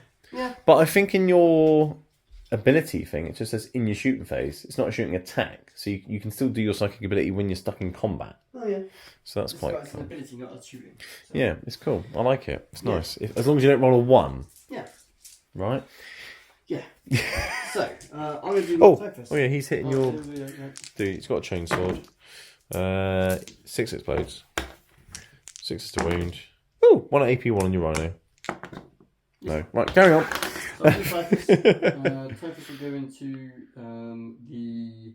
5 attacks, hitting on 2s. What's he going to do? Terminators. Okay, good choice because they haven't hit you yet. Yeah. So 5 attacks. On 2s. On 2s. Very nice. Has he got lethal hits? He has got lethal hits, hasn't he? Probably. Yeah. It's a plague weapon of sorts. You're winning me on 2s because of Contagions of Negel. Oh dear. Typhus likes the 1s today. 4+ invulnerable saves. Oh, hello. So he has killed that one guy and put another shield guy down to a wound. Or do I pick up... Yeah, let's do that. Okay. See what I mean? He's slowly getting through the Terminators, to be fair. Yeah. And you've got a few Poxwalkers left. You have 5 of them. You can put a few into the Terminators or all of them into the Vanguard Vets. Which one into the Vanguard Vets. Okay, so 10 attacks into the Vanguard Veterans. Hit on 5, 6s auto wound. And then that other one will wound on a... Not there. So, what are we... 3 free up saves, yeah. Oh, you managed to kill one, which means you get a I Poxwalker. do get a Poxwalker back. You get a Poxwalker with a jump pet. I can't put them around. I'm going to put them around there, which is annoying, but... Yeah, I mean, I've sort of nicked the objective, basically. Yeah, I can't do anything. Oh, you heard it was already Right. tested, wasn't it? Yeah. Pile them. Right. All of them. Well, I've just got to smack the unit, haven't I? So let's smack the units. Only 2 can go into it. Because he can't. Well, no, because Typhus is part of the unit. Oh, of course. You just can't target him. You Wally, I just can't target him specifically. Yes. Let's start with the Capitan. So he will hit you on freeze because you'll -1 to hit, but 6s will explode. And -1 to hit help. Wound you on freeze. So that is 3 5-foot shrugs twice because it's damage 2. So 3 Deathwatch walkers from him. Okay, then we've got a guy with a chain fist, which hits you once, and that will wound 2 more 5-foot shrugs on a poxwalker. It's damage 2. That's another poxwalker dead. So what's that? 4 dead. You've got 1 poxwalker left, have you? Yeah, more than that. Or 2. Oh yeah, because you got some back, didn't you? Okay, so you got a couple. Yep. 6 in total. Okay, let's see if I can hammer the remaining ones to the floor. Hitting on 5s, and the 6 explode. I've hit you 3 times with the hammer. Now what I want now is 6s, because it's some devastating wounds, so it will overflow the poxwalkers, you see. Come on, 6s. Oh, I got a 6! But the 2 will wound the poxwalker as well, and that has to apply first. So 2 5-foot shrugs on a poxwalker. A poxwalker falls, and then it's 2 damage, so poxwalker dies, and then a wound goes on the Typhus. So its mortal wounds carries over. Yeah. So I've got rid of the poxwalkers and started chipping away at Typhus, which is what I said I wanted to do. Bring them back. You can bring them back with your... no, because he's now his own unit, so you can't. I'll check on the rules. Yes, I'm pretty sure that's how it works, because now he's no longer an attached unit, it's just his unit. Yeah, so you can't bring back a unit that's dead. Yes?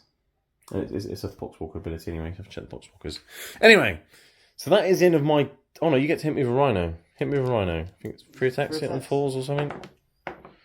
Oh, nice. And you're going to wound me on toughness 3, so 2s. Oh no, you might come on intercessor. Oh no! Oh no! Oh, nearly. Oh, I didn't want that. I'm move blocking you. Right. Okay, cool. So at the end of my turn, I'm going to ditch cleanse to get a CP. Don't want that. And I've scored 5 points. Throw denial. Boom. And we'll be back for Death Guard. Turn 3. Right, it's Death Guard turn 3, and you scored 6 on the primary. We did the battle shot for the plague wings, they were good. I think they actually get +1 to their leadership if they're doing battle shot tests within range of objectives or something. So you got this objective and you got that objective. So you actually get 6 primary points, which is the most any of us have got so far in our command phases, because we keep killing each other off the middle.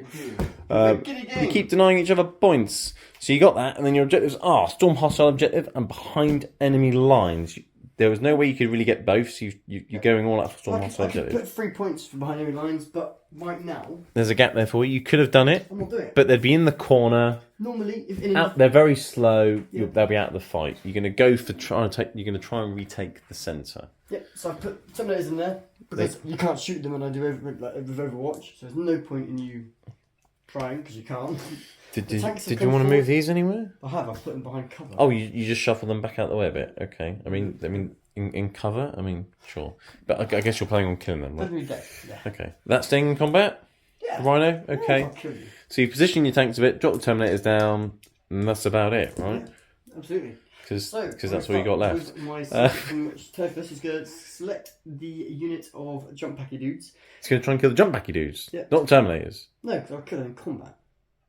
I was saying that. The Terminators I'll hit you first. I'll do the Terminators first. On the, I mean, it's your choice. So you take D3 plus 3 mortal wounds. D3 plus 3, nice. For 4 mortal wounds on the Terminators. 2 guys dead. Yeah, cool. No, on a roll of a 4, it's D6, not D6. You think you need a 6 to get a D3 plus 3, but you still could have Terminator with a hammer, so that's not bad. That's good. Okay, right. What else have you got to do in your shooting phase? I might as well put their shots into them because they're in range, and they can't shoot anything else because the windows are blocked out. Light launcher. Okay. 2 hits. Very nice. Very nice. Toughness 6. Oh. Strength 5. So no wounds. Okay, cool. Call me bolters. Yeah, you got some of those. I do. No, they won't be in rapid fire range. No, they won't. So you'll probably get 6 shots, right? Yeah. Hit on 3s. No lethal hits, that's a shame. You're winning on 5s. Yeah, well, that doesn't move the dice there at all. 2! 3 up saves. I'm fine. Oh well. It's worth a go. Cool. So. You've got a rhino and you've got your tanks. My mortar there is going to go into there. Okay. Can he actually see them? He can. Yeah, that's right. So I can put it on things that are in guys that are in cover. Well, not really. You can actually see all of them. Okay, so your mortar's going to go into them, is it? Yeah, my infantry cannons are going to go into the eradicators. Okay. I'm going to try and kill one of those. Okay. So. All right, I'm going to do armor content on my hellblasters. Okay, so I'll do my infantry cannons first. Cool. 2 hits. Just one wound because that was a lethal hit. I'm gonna CP that. Okay. Goes Cool. through. So 2 AP4. I won't get any saves. So well, do them one at a time because when you've killed one guy because they've got 3 wounds each. Yeah. Do them one at a time. Never mind. Right. Okay. Never happened. The dice are so against me tonight. Your mortar, you said was going to the hellblasters. Yeah, I've got the heavy slugger. Oh, your slugger's going to them as well, is it? No, not heavy slugger. Might as well put that in there. Oh, that's a bit better. Doesn't get lethal hits. No. Why are you rerolling I don't 2? know why I'm rolling What are that you one. doing? I don't know. I'm stressed because the dice are really bad. Let's give me a good dice on bad rolls. 1 crit save. I'm fine. Okay, cool. Mortar, Right, you said was going mortar. into them. So D6 plus 3 plus an extra 2. So except 9 shots is what you want. There we go. Hit on freeze because you can see them. But I have used armor contempt. So you hit on freeze. 6s will auto wound. That's quite a few misses, Andy. A lot of misses. It is. You're really on 2s though. So it's 5 wounds. Yep. I've done armor contempt. These will be free up saves. So you killed a guy. Does he shoot you back? Yes. Brilliant. It's on 4, isn't it? Yep, I've taken the Hellblaster off here. He's just about in range of the corner of the tank, so let's supercharge and shoot your tank. He'll hit your tank on freeze. Lethal and sustained. Your dice against my dice tonight. Absolutely. In a tournament game, this would never happen. 5s. This is just... Well, it would happen because it is happening. 2 at AP3, you'll get cover. AP2, 4 up saves. Makes You're it fine. both. Okay. Cool. Stop trying to shoot me. Well, the best way to kill Hellblasters Right. is in combat. Cause they can still shoot on death because I gave them plasma pistols, but it's not as bad as a plasma rifle. That should have killed 2 to 3 of your guys, average. Shoulda, coulda, woulda. And the other one should Second have killed mortar? 2 or 3. You should have been down to less than half a squad. Well, maybe the next one will be a bit better. No, because I need to kill this. Oh, I see.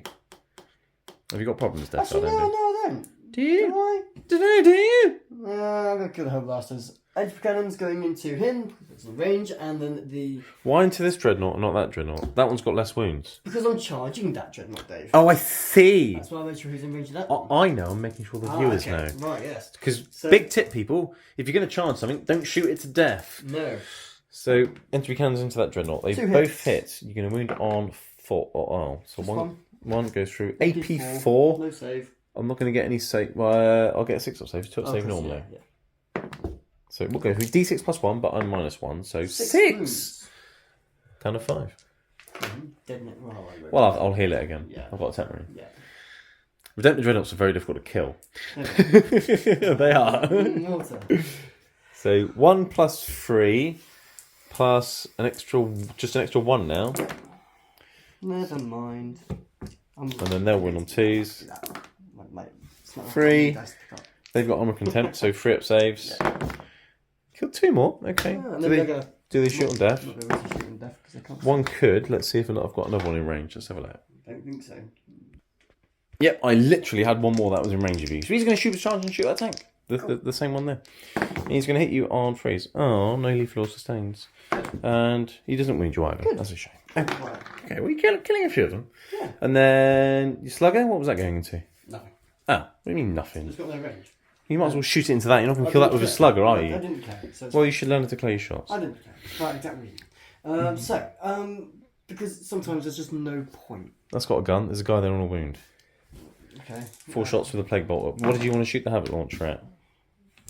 Auto wounds. You can't. The blast weapon can shoot out of combat. It's then. 6 shots! Hello, you might kill an Eradicator with a Rhino. False to hit though, because you're in combat. Oh, look at that! Strength 5, I believe, still, so 5s. Never underestimate Rhinos, people. They're endangered. You've wounded an Eradicator with a Rhino. I have. Take that. It's almost just as much damage as your crawler did. And rewind it back. No, right back. I bet you wish you could. I wish I could. I'm not. So look, the last 2 times I played you with my other list, I decimated you on points. This list Well, has we not had done 4 well. games. I'm going to go back to You my won list. 2 and I won 2. I'm going back to my But the tournament 2 list. you won were very close. The 2 I won, I did smash you. No, I'm going to go back to... I think let's go back to my other list here, because this list hasn't worked very well for me. Mind you, primaries have scored well. You've been scoring very well, to be fair. Yeah. You just come across a list that's able to pick up units. Unfortunately, the problem with Marines... My list is very... Especially pick up 2 a turn. Well, when you throw units in the middle of the board, Andy, it's just far too tempting. Yeah, I had to, you see. We didn't have to. Oh, I did have to. You didn't have to. I'm going to do some charging, because I can't do more shooting, so... 9 inch into the Dreadnought? No CPs? No I'm CPs? going to fail this one now, because I need this one. Well, That's why I'm well, you made lots of 9 inch charges earlier. Oh, it's so close. It's a shame. Of course. Any other charges? No? I've got nothing I can charge, so you get to fight first against Typhus. I do. Do I go with the Vanguard Vets or the Terminators? Has he still got his -1 hit thing, or is that only when he's leading a unit? Only when he's doing a unit, I assume. Well, let's have a look, because some leader abilities are weird. Well, this one is leading unit, subtract 1, so... So he's no longer -1 hit? No. Okay, cool. Let's do my Terminators first. So I'm going to hit on 2s with my Capitan. I'm actually going to hit on 2s for once. That's nice, isn't it? And 6s will explode. I've just rolled 4 6s, Andy. I'd love to apologise, but I really don't care. Your dice are very Strength 6, but you are toughness 6, so 4s. These are all on your invulnerable save and 2 damage. 6 4+ invulnerable saves.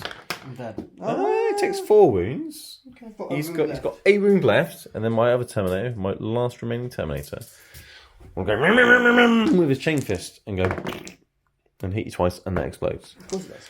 And then it go and wound you once. 1 invulnerable save or death. Death.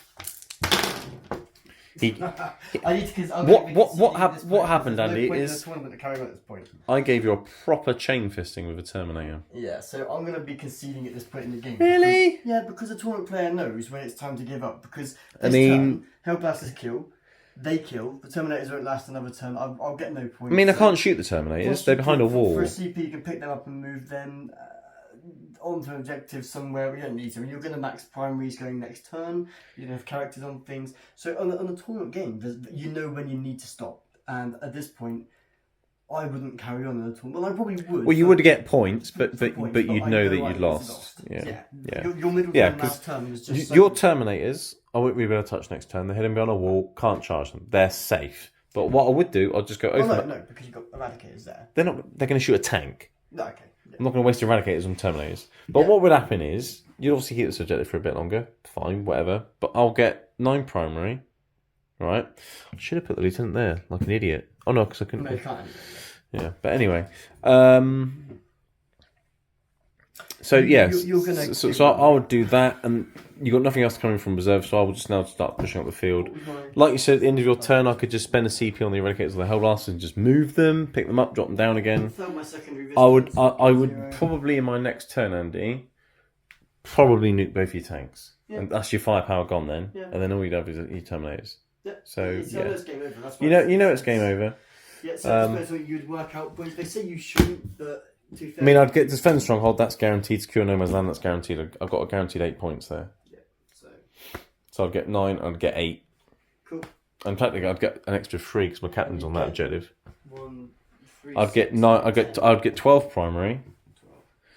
I'd get 8 on the secondary, and then you would probably get 6 primary.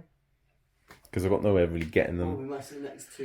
And then what would your next cards do? Let's just, to secure No Man's Land, I don't think that's going to happen, to be honest, having 2 objectives in No Man's Land.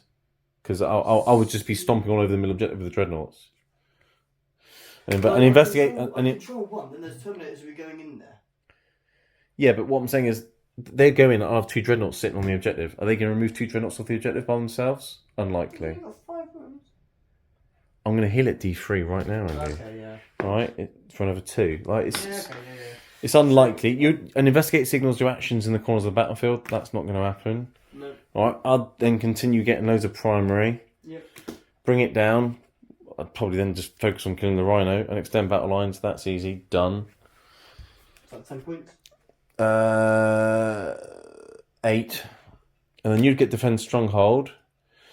Your tank wouldn't be there, so I'd probably just run over there with the Vanguard veterans and stop you from getting that. And then at Eridonal, you've got no chance of getting that. So no points on last No. time. Well, you get your primary. You'd probably have this objective over here, and that's it. You probably have 3 points. So, yeah. You just haven't got enough units left to continue scoring. First 3 turns, scoring very well. But you just haven't got anything left. The problem with Death Guard is Then they're no longer resilient. we can't take the fight anymore, and we're not killing. That's the thing. I mean, to be fair, you've got to every faction I've played, these 3 units, I've just picked up units. Yeah. No matter what, of Custodies, which are also very, very tough, these 3 units, just delete them. Yeah. High AP, high damage, volume of fire. Just picks up units. Hellblasters with Oath of Moment, you can. There's no defense. Even at -1 toughness, so at -1 damage, I wouldn't be able to fight it off. Well, Hellblasters maybe, but Eradicators and with these. Yeah, I mean, you had half the efficiency of the Hellblasters, because they go from damage 2 to damage 1. So in that scenario, I wouldn't have split fired into your tank. I would have just made sure deleted Terminators. So you would have had 1 extra tank. Yeah. Which again, you then would have killed a few more of these. But then I'd still have 2 Dreadnoughts walking around just smashing stuff. What I should have said at the time of filming this video, please note that Death Guard are officially the second bottom from on the meta list. I thought they're third, because you got Admech and Votan behind you. No, Admech are above us.